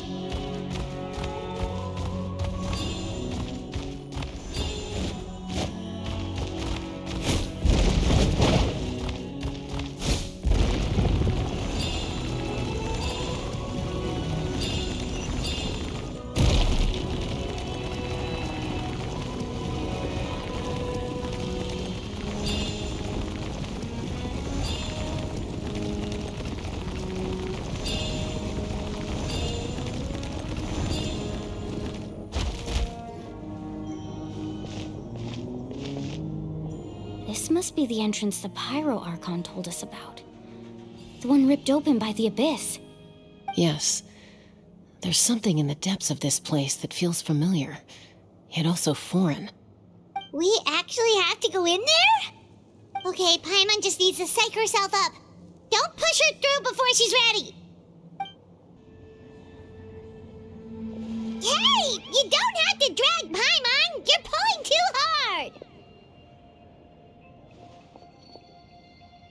Looks like we made it. This is the Night Kingdom. It looks so different from what I imagined in the stories. That overflow of energy is probably what trapped Kachina here in the first place. From this point forward, everything we know about the real world no longer applies. Anything can happen here. Paimon's more worried about how we're gonna make it out. We obviously can't go back the way we came. Do you see that patch of light on the ground?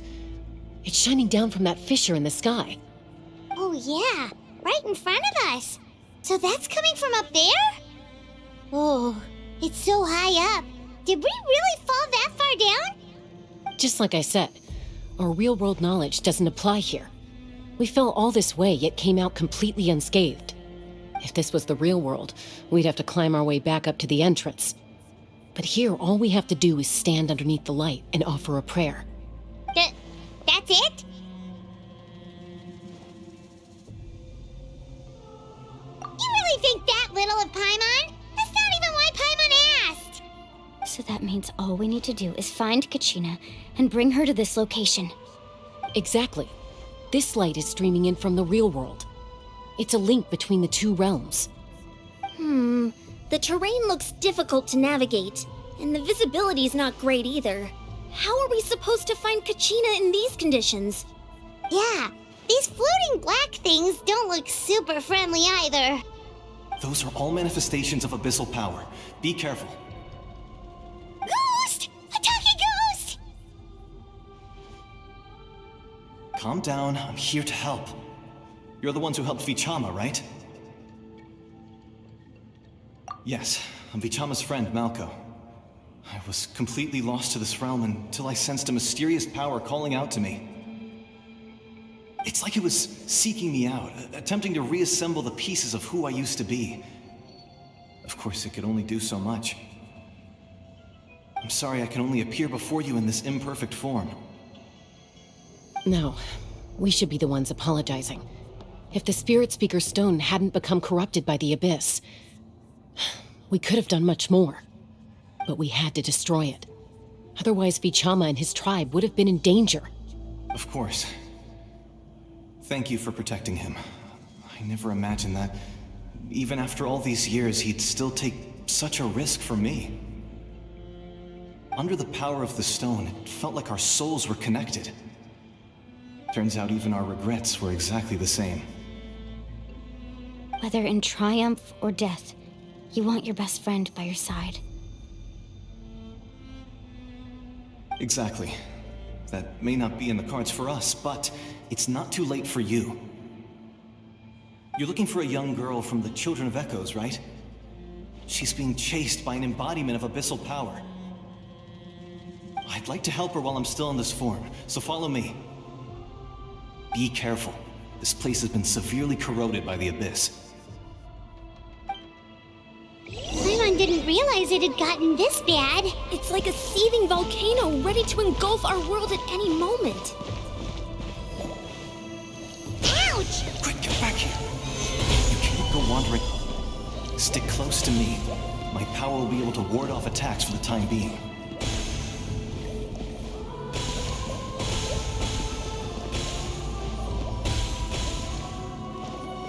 We won't be able to keep this up. Let's try another route. This way.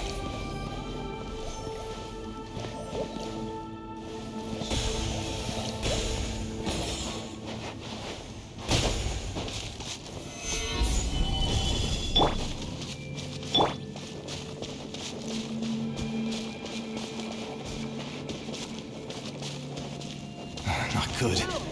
More monsters. We shouldn't waste our time on them.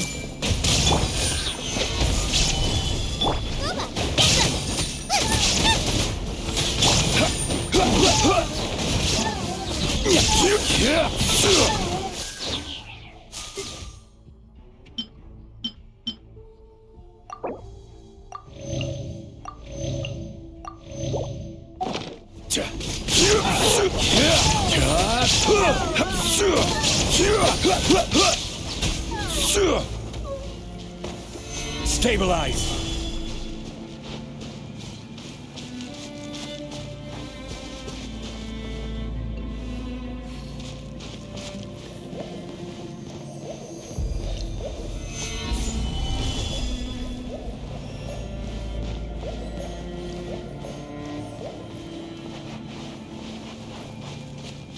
Oh, Paimon can't see anything! It's easy to get lost here. Just stick close.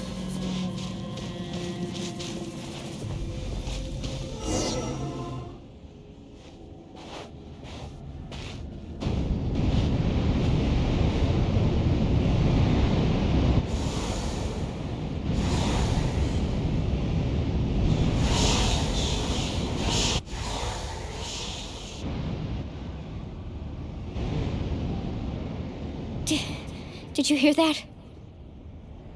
What? Never mind. It was probably just my imagination. Don't scare Paimon like that! I heard it too.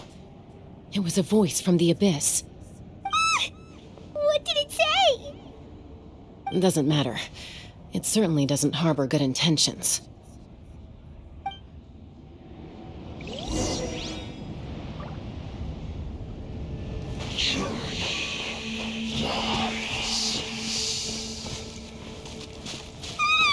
Paimon just heard it too! Let's keep going. Paimon wants to get out of this place!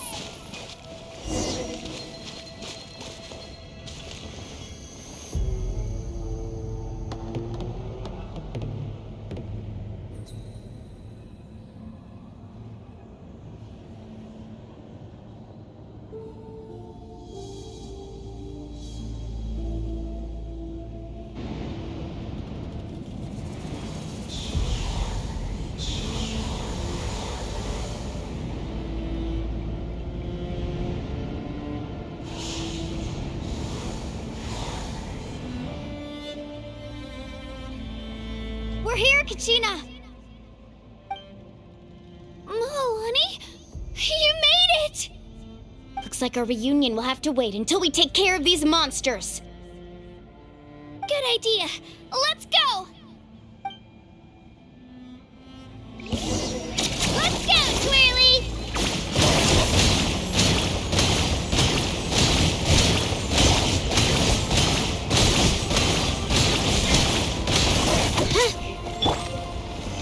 Solidify! Everyone hold hands! There is no escape! Nice and spicy!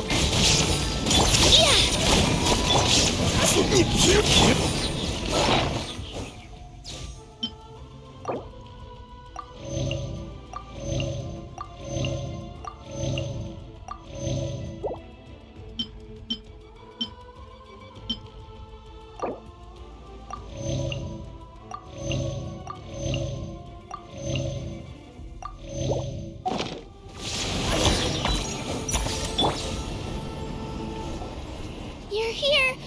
You're finally here! Thank you so much! That monster can appear from anywhere! It almost caught me a bunch of times. The Wyap's power helped keep me hidden, so I just tried to stay out of sight until you got here. Atta girl. You did so well. And most importantly, you weren't hurt. Should we start heading back then? Actually, I have a request. Will you come visit the Wyap with me? I can't exactly put it into words, but something's wrong with the Ode of Resurrection. And I know it has something to do with the contamination from the Abyss. That was the Pyro Archon's theory as well. Everything we've seen here certainly seems to back it up. In the Night Kingdom, there are 6 main totem poles representing the Wyap of each tribe. You can think of them like the body of each Wyap. Additional totem poles, like the ones around here, serve as proxies to which the Wyap can extend their consciousness. There are countless proxies scattered around the Night Kingdom. Through them, the Wyap can extend their consciousness over the entire realm and track down souls no matter where they roam. But if a proxy were to become severely contaminated, then a soul could become lost within the Night Kingdom. Judging by the current situation, I don't think we're dealing with just one contaminated proxy. Even if we could drive back the abyssal power from one of them, that probably wouldn't even put a dent in the problem. Still, we can't just leave the Wyap to suffer. It's protected me this whole time. I agree. We might even manage to draw out the monster that's been hunting Kachina. Getting rid of the monster might slow down the deterioration of the Night Kingdom.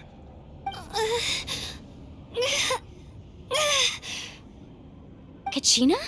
What's wrong? Nothing. Just a headache.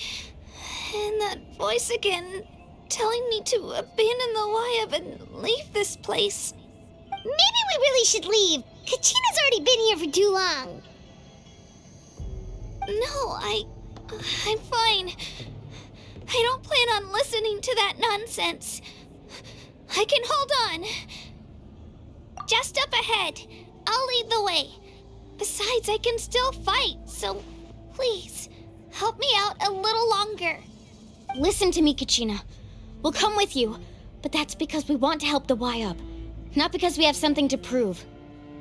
You don't have anything to prove either. It's okay if you reach your limit. We'll be there for you. All right. The sooner we get this done, the better. We've already come all this way, so we might as well try to get to the bottom of this. Let's go. This way. I'll stay here and try to stall the Abyss monster. All by yourself? That's too dangerous. It's all right. I may not be as strong as that monster, but I'm definitely more familiar with the area. Besides, I don't have much time left. If you're anything like my friend, I'm sure you're not particularly fond of goodbyes. So go. Achieve your goal, and return to the world where you belong. Thank you for everything. You're a true hero. Thank you. No one fights alone.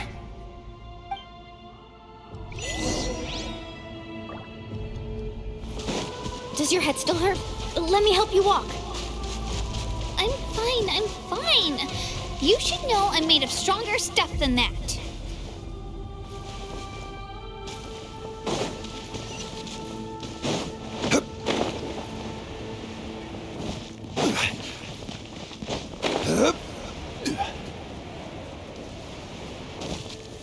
Stabilize!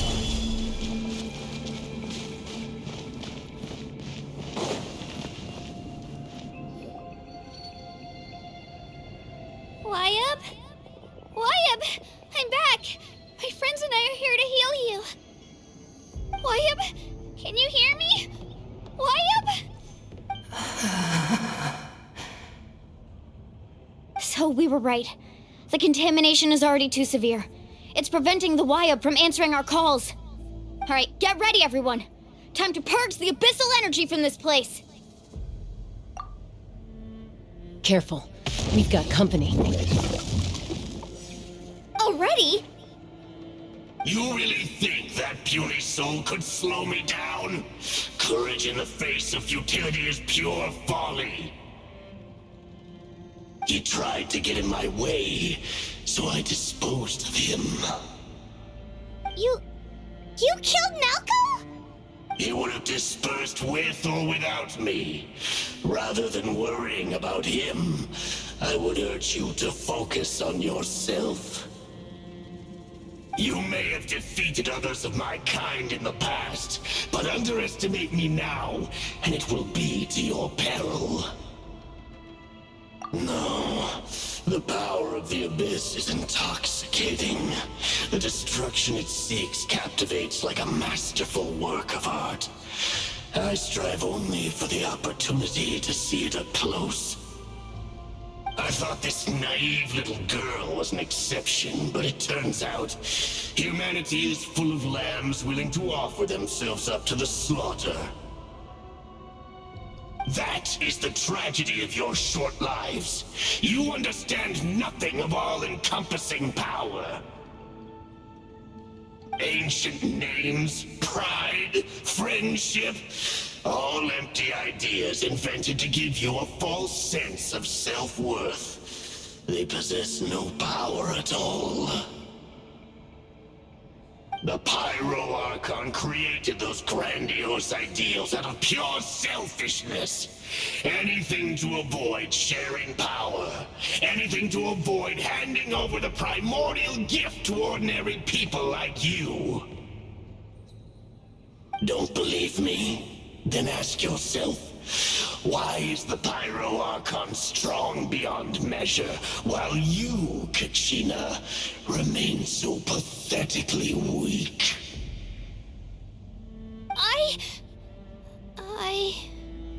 Kachina! Give me your hand.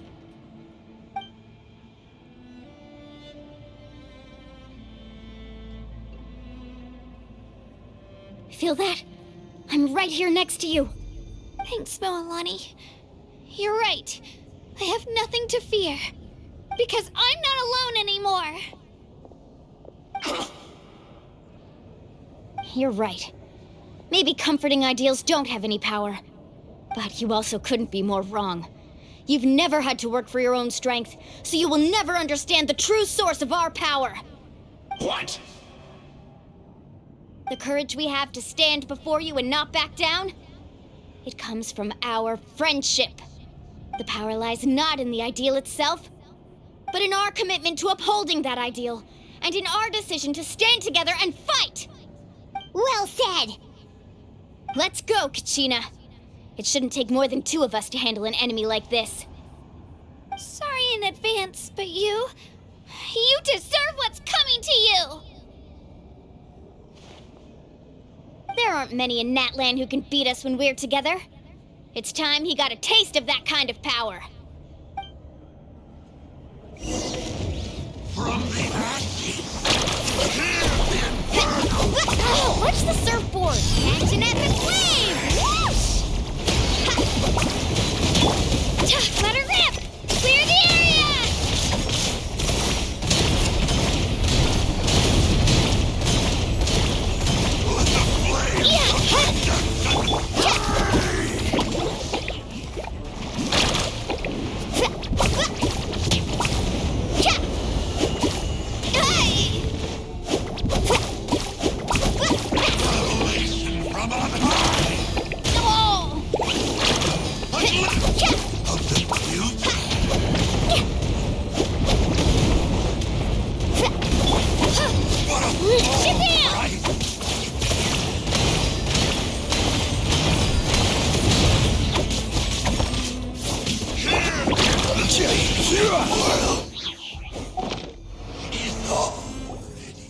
We won! We actually won!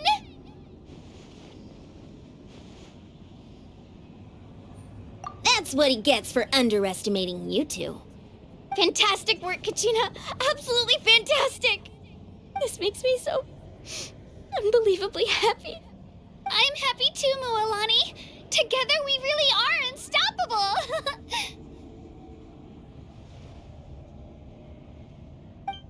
Huh? What's happening?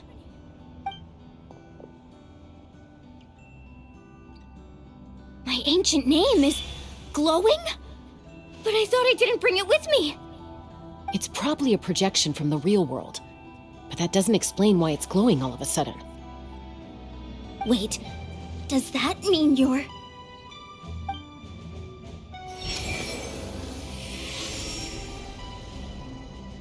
That was a bold move, diving headfirst into the fire to save your friend, especially in a place so overrun with abyssal corruption. Still, seeing you pull it off was really something. Everything you said was exactly right. As isolated individuals, we stand no chance against the power of the Abyss. It took years' worth of scars and lots of unnecessary suffering for me to understand that for myself. The Pyro Archon's plan will unite us as one. Everyone has a part to play. Only then will we have the power to defeat the strongest of foes. Who are you? Tupac, a warrior from the people of the Springs. I fought against the Abyss during the invasion 500 years ago. I've heard that name before. You were the giant who saved all of Natlan. Since you were able to awaken my words from your ancient name, that means you have fully embodied the aspirations of the Wayub.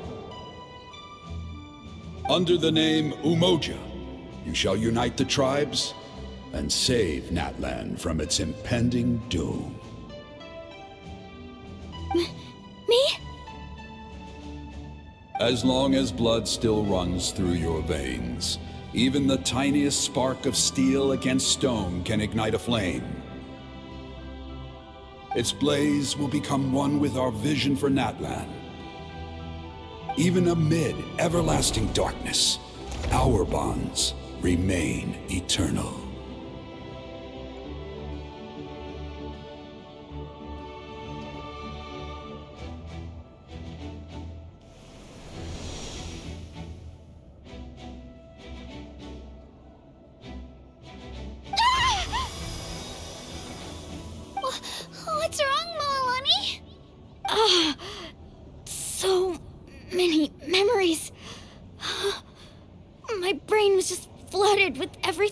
Archons knew. So that's what happened. What do you mean? Did you just figure something out? 500 years ago, they foresaw the very crisis we're facing now. Efforts to save Natlan started all the way back then. We can go over the details once we get back. We shouldn't linger here longer than we have to. I know bits and pieces, but I had no idea Mualani was also part of the plan. This sounds like something that's going to need a lot of explaining. Let's focus on saving the Wyatt first.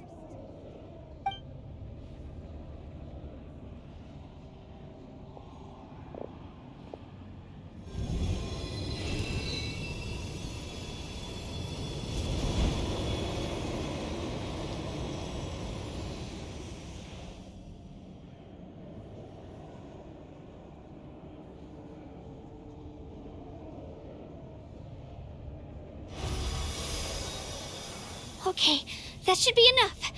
Wyatt? Can you hear me? I hear your voice, Kachina, my dear child. Great. Well then, I'm afraid it's time to say goodbye. I just wanted to make sure you were okay before we leave, but we can't afford to stay here any longer. I was going to ask why you bestowed an ancient name upon someone like me, but it's okay. I'll keep searching within myself for the answer. I'll never stop trying to improve my strength. One day, I'll live up to the hero you saw in me. You are already an outstanding child in my eyes, Kachina. No matter what happens. Huh? You are all my most beloved children. It has always been my honor to protect and nurture you. Your ancient name is just that. A name. Much like your parents chose to name you Kachina, I also gave you a name, but it need not define you. Focus on who you want to be. You are already worthy of your name. Now, you need only devote yourself to becoming a better you. The story of your ancient name is for you to continue. Just like your parents, my love for you will never change, no matter what the future holds.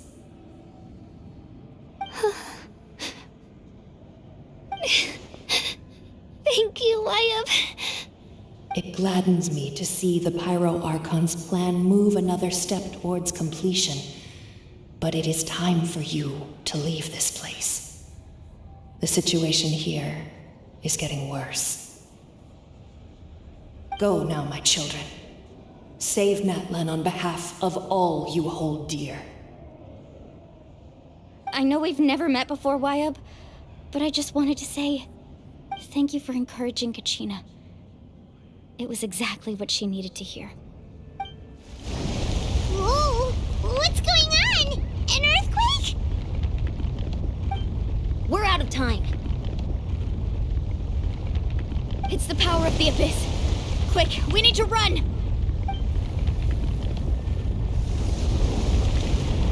It's a Seelie! The Seelie opened the way for us!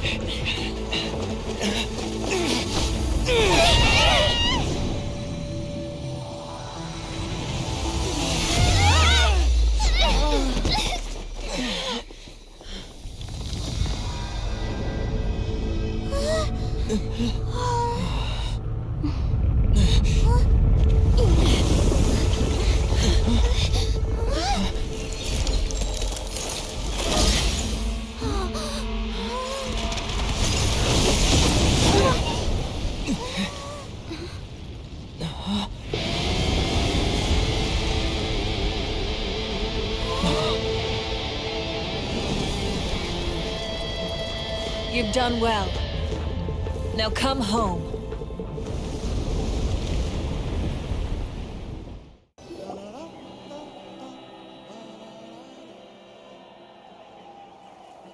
We're back!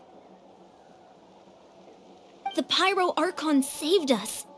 But she's not here. Yeah, didn't she say she used it all up? She's still in the speaker's chamber. What we saw in the Night Kingdom was just her consciousness. So you're saying her consciousness did all that? Every great display of power comes at a price.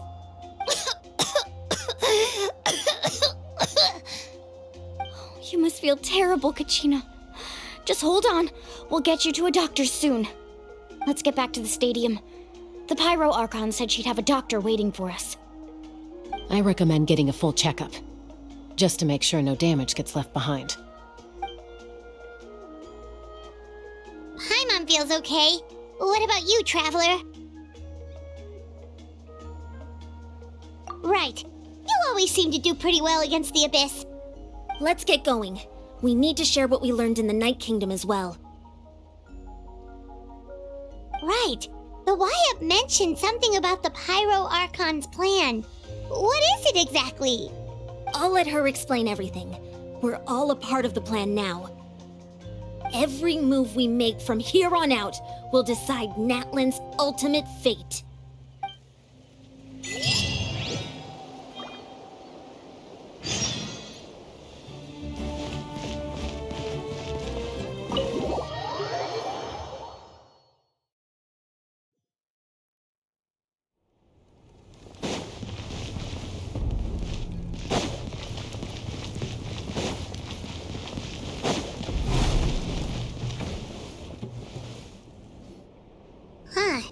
There's a lot less stuff here than before.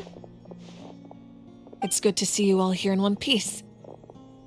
I know you must have a lot of questions, but let Koichi check you over first. It's best not to let any lingering effects of the Abyss go untreated. Thank goodness you made it back. I came here as soon as the Pyro Archon told me about your plan. Take a seat, everybody. I'll examine you one by one.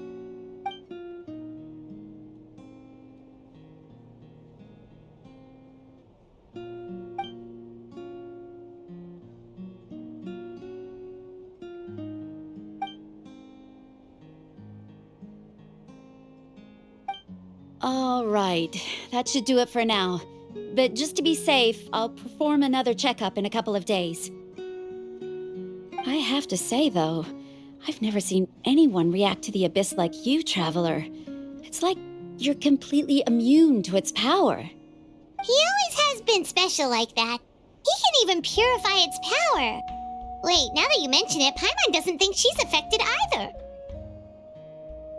Given the current situation, that ability will likely play a great role in the events to come. Of course. I still have patients to see, so I'll head out. Thank you, Koichi. All right. We might not see eye to eye, but we both had good intentions. Just give it time. I'm sure we'll figure things out between us one day. Yeah.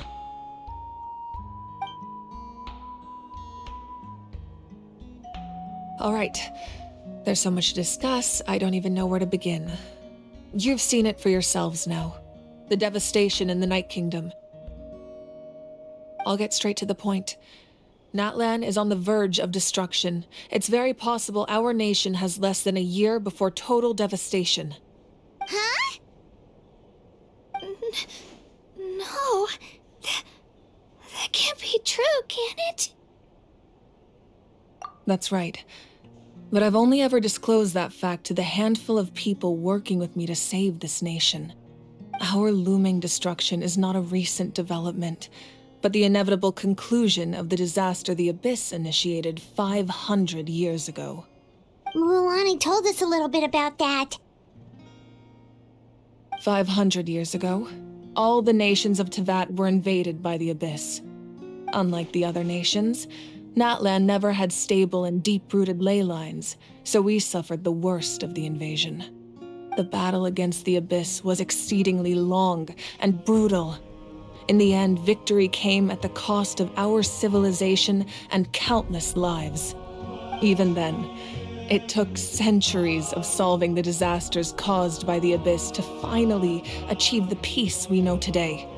And still, this is but a superficial victory.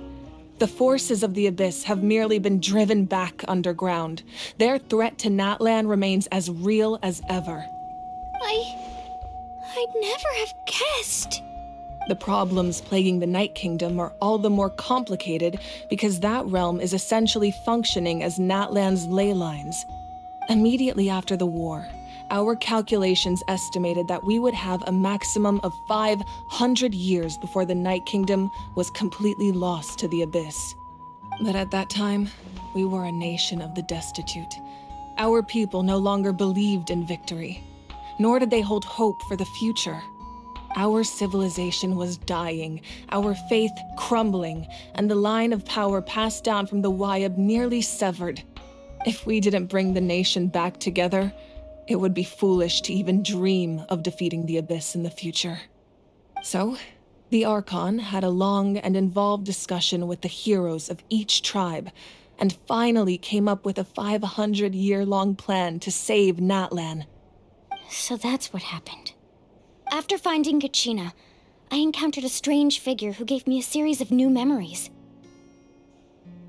Since the plan was mentioned in those memories, I guess I've been chosen to play an important role in it. But there's still something I don't understand. Those memories showed me the Pyro Archon from back then. And it was you. Huh? But that doesn't make any sense. The Pyro Archon is supposed to be human. It's impossible for a human to live that long. That's right. The hardest thing for humans to overcome has always been time, or rather, the natural limitations of our lifespan. A god can extend a human's life by using a certain amount of divine power, or subjecting them to a curse. But, as we all know, Natlan doesn't have gods like that. We can only rely on our own methods. A human life is like a flame destined to be extinguished. 500 years ago, I placed my life within the sacred flame. Only by dying before my time could I have the chance to wake up again. So, in other words, this is your second life? Yes. We only managed to defeat the Abyss all those years ago because the tribes came together as one. If the Natlan of the future was to have a fighting chance, the Pyro Archons that came after the war had to rebuild the decimated tribes. The goal was to reunite the people and restore the strength of each tribe's Wayab. Once a tribe was back to its full strength, the tribe's Wayab would select a hero, indicating the tribe was once again ready for war.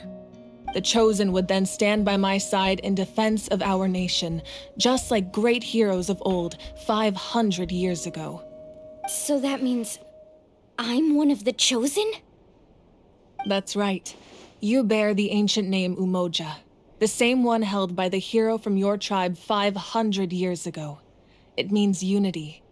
After your adventure in the Night Kingdom, I trust you've come to fully understand the meaning of that name. So in other words, you always knew who the Wayab were going to pick from each tribe? Yes. According to the plan, each tribe was supposed to have been fully restored by the time I awoke. But something went wrong along the way. The 6 heroes successfully inherited the ancient names from 500 years ago, but the intel regarding the plan wasn't passed on to them. Once again, it comes down to the deterioration of the Night Kingdom. Communication between the Sacred Flame and the Wayab has been blocked.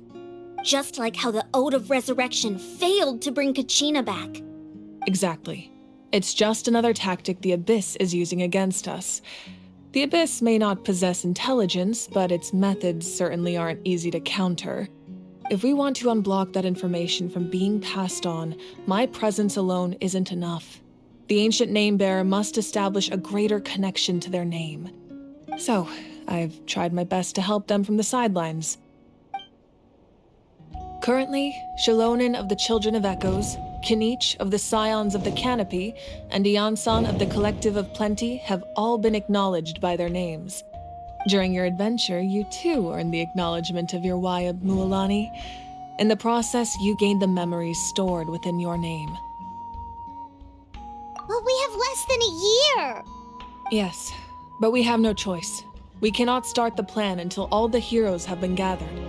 That's also why I haven't been able to take action despite the urgency of the situation. But if you knew this whole time, why didn't you just tell me about my role in all this? Wouldn't that make everything go a lot faster? Perhaps, but the opposite could also be true. Knowing your destiny too early could mean failing to realize your full potential. Just like your determination to save Kachina, I hope your commitment to this endeavor comes from your own strength of will, rather than a sense of obligation.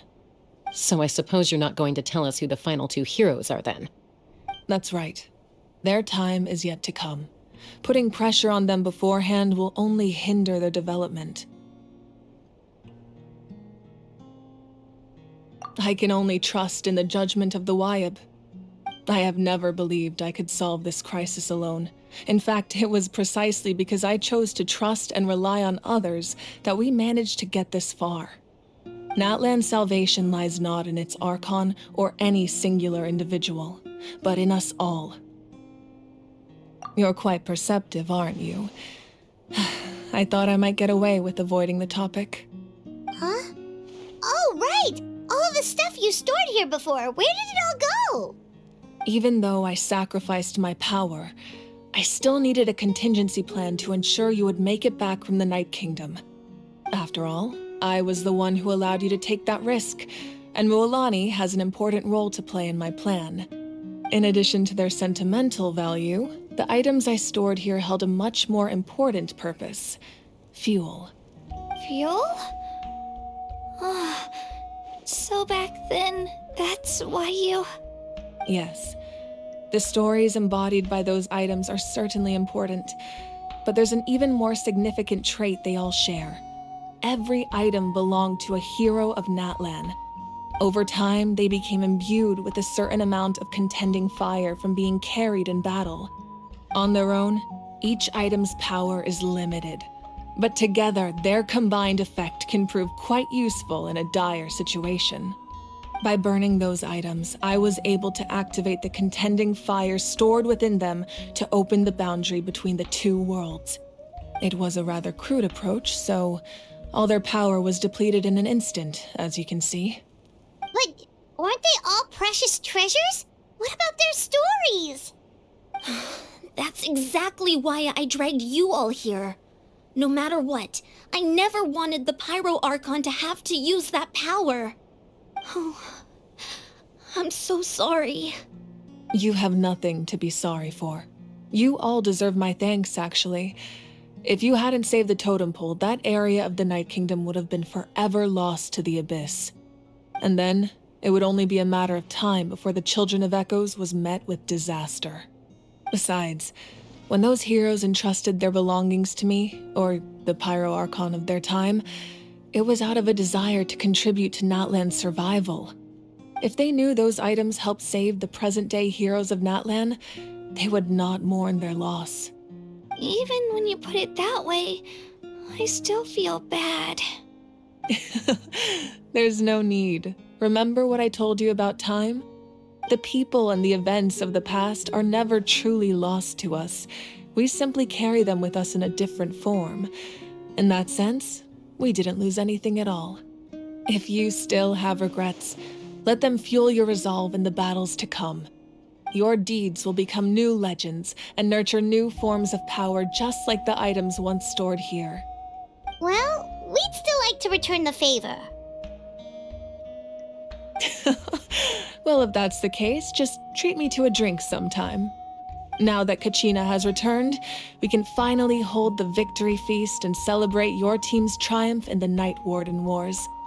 And we could all use the rest, that's for sure. Plus, you'll be able to silence everyone who doubted you once and for all, Kachina. Still, now that I know the danger we're facing, having a victory feast doesn't feel right. Try not to let it get to you. It's important to stay calm. Worrying about it will only affect your judgment. All right, you should head out. I'll join you in a bit.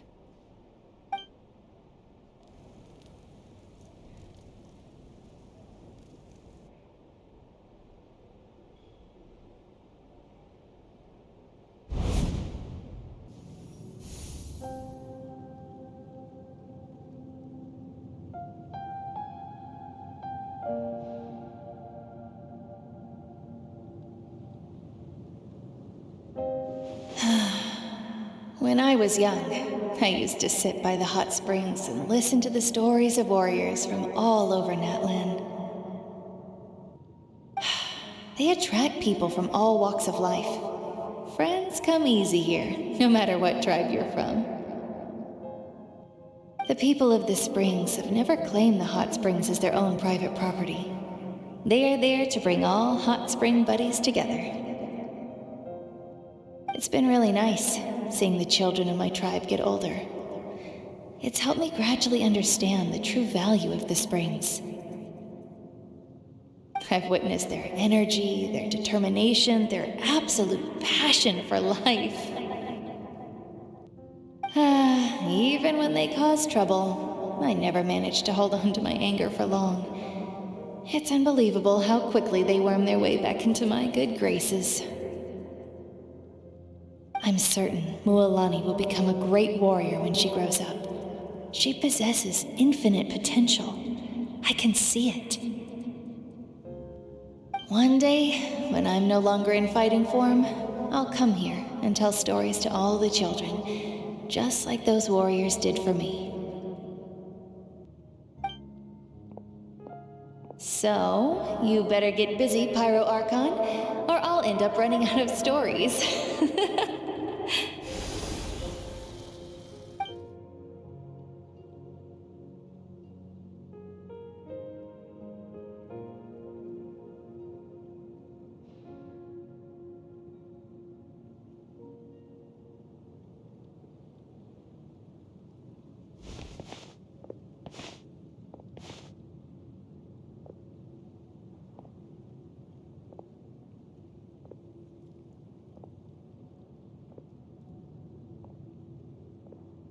Our nation is engulfed in darkness. Our tribes stand divided, and yet you promise victory in the distant future.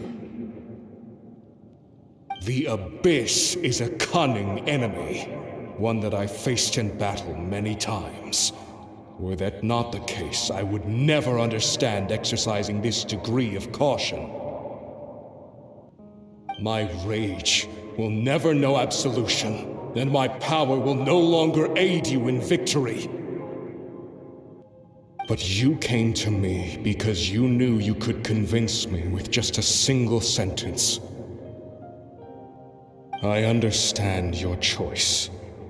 The heroes of today will forge the path ahead with blood and fire. Just remember to earn us the victory we are owed. Otherwise, rest assured, I'll find a way to collect the debt. For Natlan.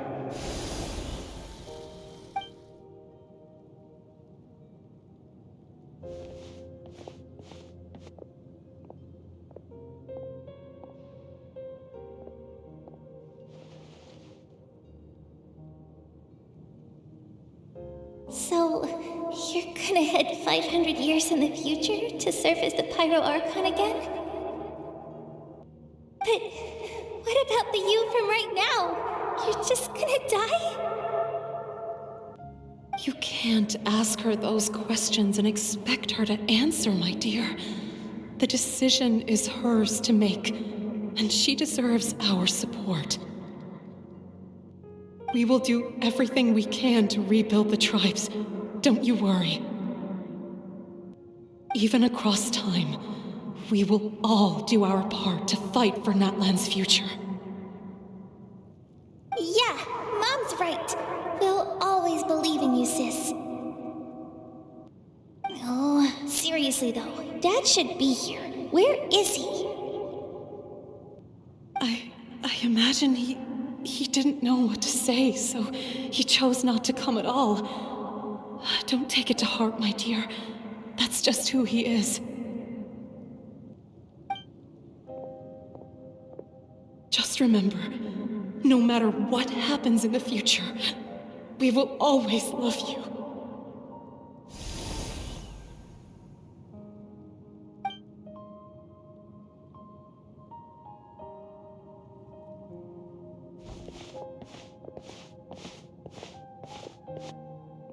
I'll come find you one day. I know I can't live that long, but I'll think of something. There has to be a way for us to meet again one day. If there's an answer out there somewhere, I'm gonna find it.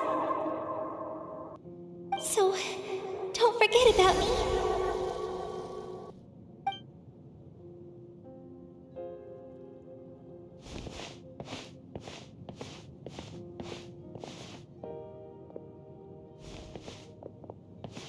If that's your decision, then you have my full support, Archon.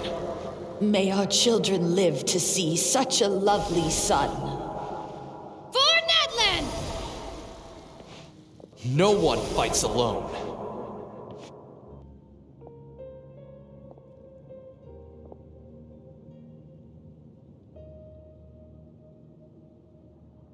The rules are my legacy. They shall grant us the strength to overcome the next tragedy. War forged the 6 tribes, taught us how to fight, instilled in us what it means to love. Who will be the one to bring this to an end?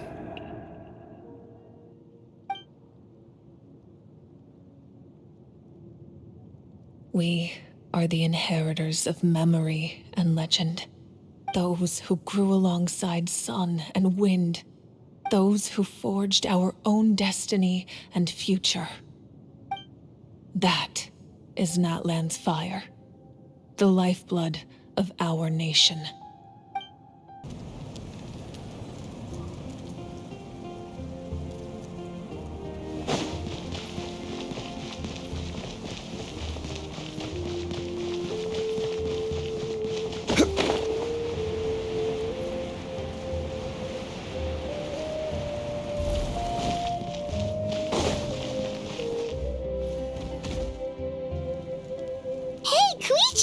You here for the victory feast too? Oh, no.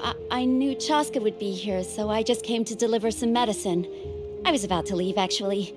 It's not that I don't want to celebrate Kachina and the others. I'm so glad she made it back. It's just...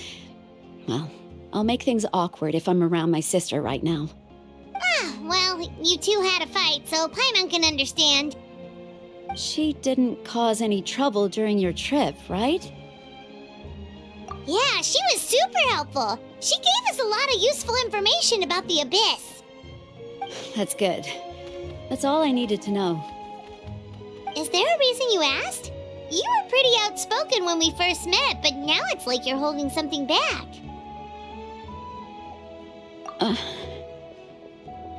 Maybe it seemed unreasonable, picking that fight with her before you left, but I did it for a reason. Her impulse to fight is extremely strong. Her mental strength helps her rein it in, but she still loses control sometimes. I had no idea what you might face in the Night Kingdom, so I didn't want to take any chances. So what you're saying is... Okay, so maybe it sounds a little stupid, but it works pretty well. It helps her keep her cool for a little while, at least. Anyway, I'm just glad you were able to make it back safe and sound. That's all I wanted. But do you really have to go that far? Can't you just talk it out? No way. Chaska never opens up about her own pain, especially to her family. She can't learn about this, or it'll be even harder to help her. I appreciate the understanding, and don't worry. I'll find a way to help her ease this burden. Anyway, I need to get going. Enjoy the celebration. Oh, and if you ever need a doctor, you know who to find. Huh. Who would have thought there was a deeper reason behind their arguing?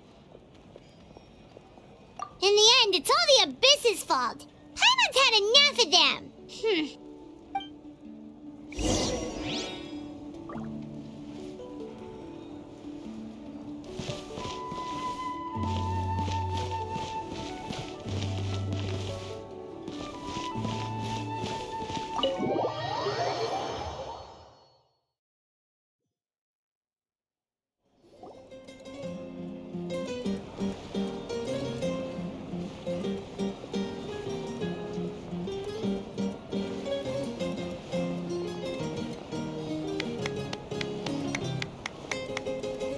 Let's give a huge round of applause to our brave young warrior, Kachina! Woohoo! Well done, Kachina. Thank you, everyone. I'm so glad I finally made it. I always knew you could do it. With so much potential at your age, you have a great future ahead of you. You're one to talk. Don't think I didn't know you were the first person to abandon your team. I'll be dealing with you when we get back. I had no choice. My friend invited me. I couldn't just say no. Oh, really? So you weren't just trying to get ahead in the first round? I wasn't, I swear. I just happened to find that bearer injured in the wild, so I stopped to bandage his wounds. When he insisted on repaying the favor, what was I supposed to do? I'm just one person. I figured Kachina would have no trouble replacing me. But the fact of the matter is that after your departure, everyone else started thinking about swapping teams too. I'm really sorry, Kachina. It was wrong of us to abandon you like that. It's amazing that you still made it all the way through to the Night Warden Wars. That's the highest honor. So, what about you guys? Did you make it far? Our team captain drank too much the night before the competition and turned up late to the stadium on the day. We got disqualified.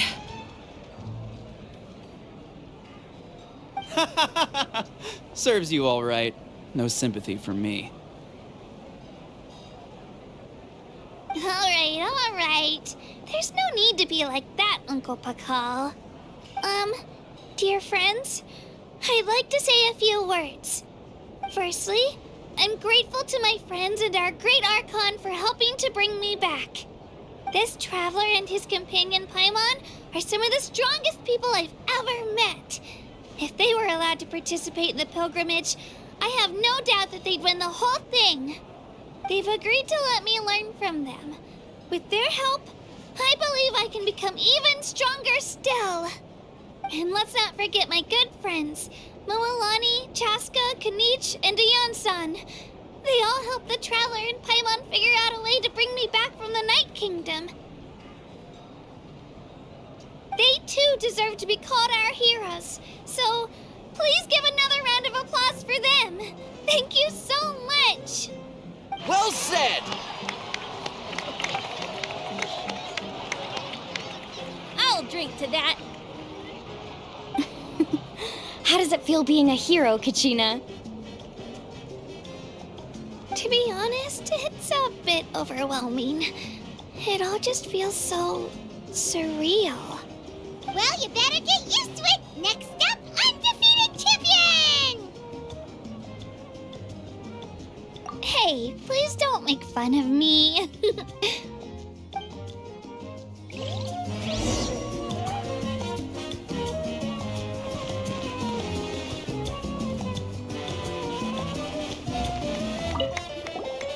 I've been through so much all at once. Everything still kind of feels like a dream. Are you still feeling unwell? Nope, all better now. I told you I bounced back pretty quick, so don't worry about me. I bet you guys must be tired, though. Make sure you get some good rest tonight. You gotta recharge so you'll be in the mood to have fun.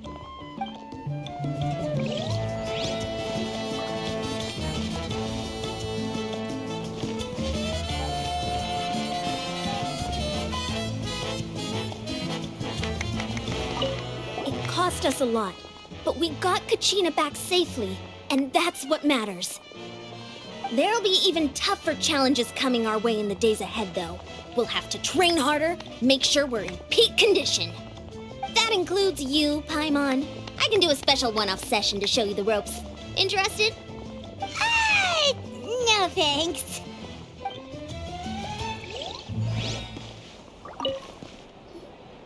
At previous victory feasts, you'd always find me in the crowd singing and dancing.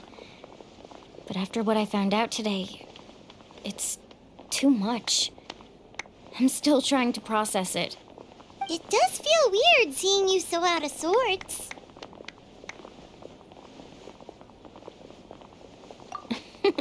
Is this another pearl of wisdom based on your adventuring experience? Well, Paimon agrees with the Traveler. Everyone's come together to celebrate Kachina's achievements. That's gotta be a first. You're right. Kachina looks really happy. And now I'm being the moody one. Ugh, enough doom and gloom. Time to shake it off.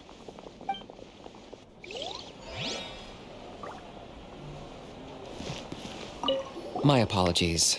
I knew more than I let on. Everything comes at a price, and most heroes aren't people who set out to become a hero.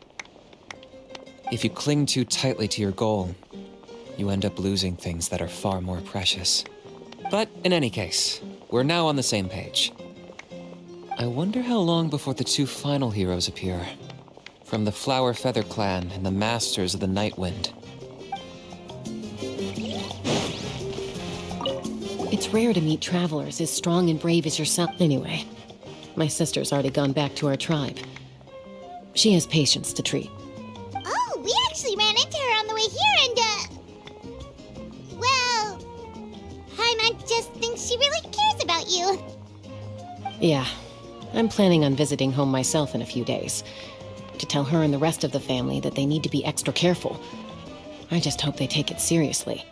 The Abyss has likely sensed your arrival in Natlan by now. So exercise caution on your adventures as well. It's rare to meet travelers as strong and brave as yourselves. I raise my glass to you. Anyway. Oh, we actually... Yeah, the Abyss has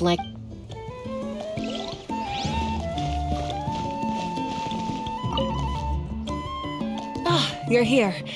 Have some fruit juice. I got it specially for you two. How did you know? That's Paimon's favorite! You look like you've still got questions. Ask away. Because they had their own lives to live. The thought of telling them, abandon your families and everyone you love, and come with me to the end of time, for in 500 years Natlan will be destroyed, it seemed too cruel.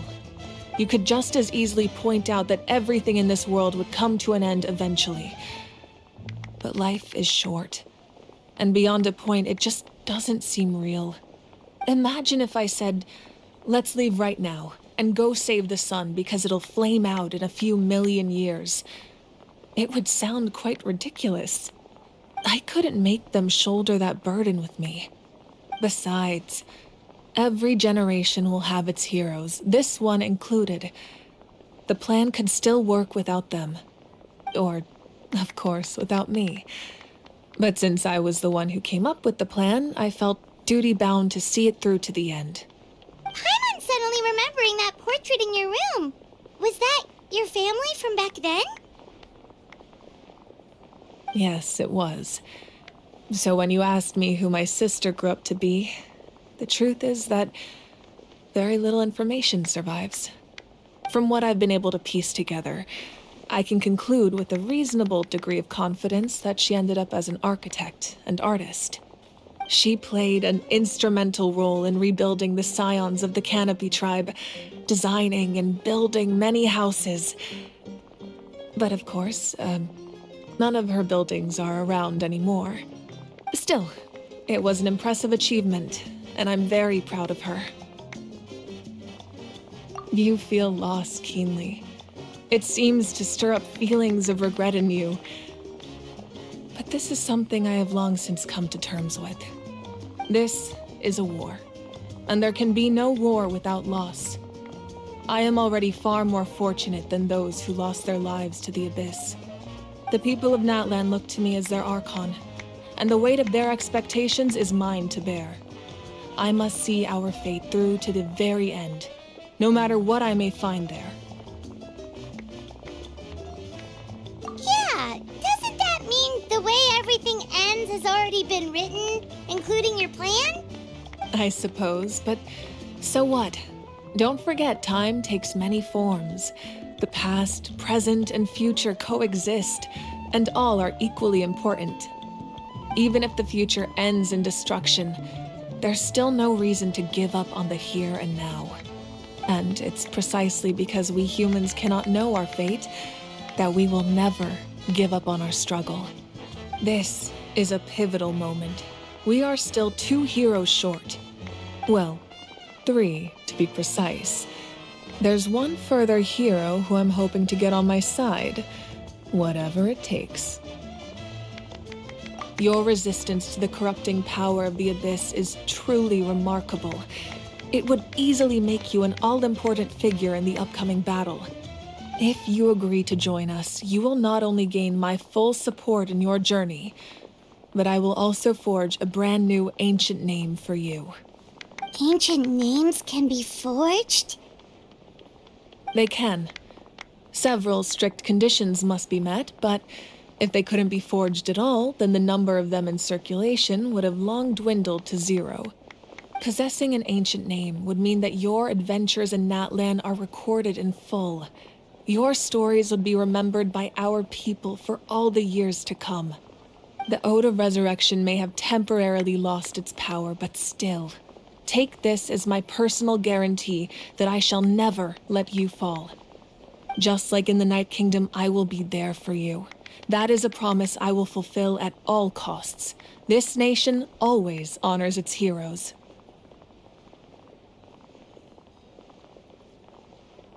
Yeah, we can't just ignore the situation here. Wonderful. Then I'll reach out to Shilonen right away. She's the one who will forge the name. We've never forged an ancient name for an Outlander before, but I trust she'll find a way.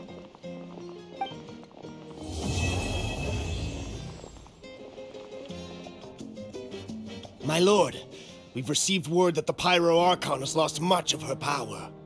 Although your injury complicates things, this is most certainly the opportune time to seize the Gnosis. Victory and defeat are rules, not outcomes. I have never taken advantage of an opponent in a time of weakness, and I don't intend to start now. As for you, I must confess, I did not expect that little trick of yours to save the day. No matter how dense the fog, as long as the sun remains, we cannot turn day into night. She could have dispelled it. She simply chose not to. You don't have much time, and you're injured on top of that. What do you plan to do next? I'm beginning to see just how useful you may turn out to be. You heard something from here, didn't you?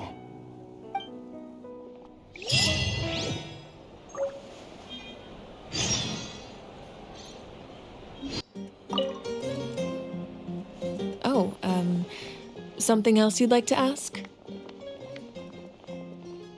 Well, our intel suggests he hasn't made any new movements yet, although Kenichi's investigation helped us confirm that he's being aided by someone from the Masters of the Nightwind.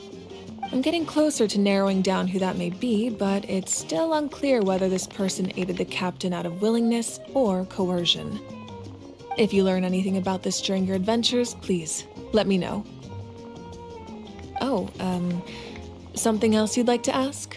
The Abyss is the most formidable enemy in all of Teyvat.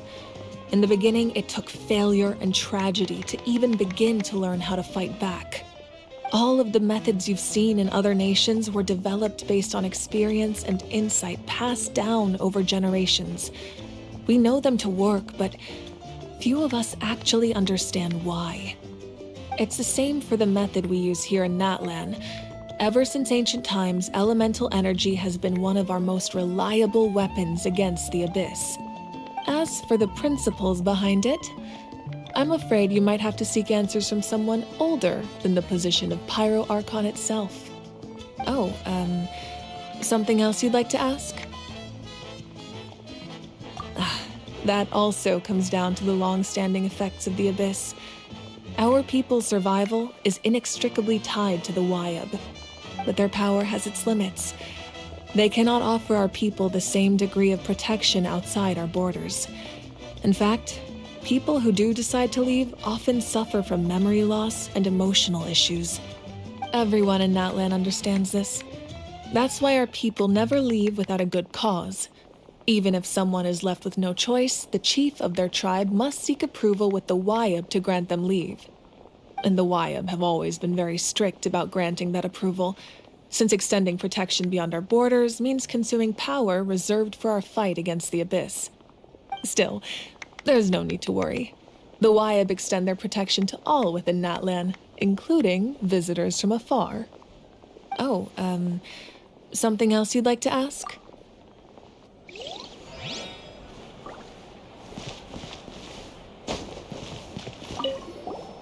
It's rare to meet travelers as strong and brave as yourselves. Anyway.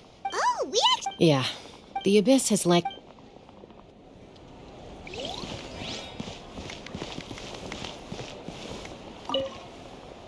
right, Kachina. Let's party! I'm a little embarrassed. Don't be. Come on, you're the star of the show today.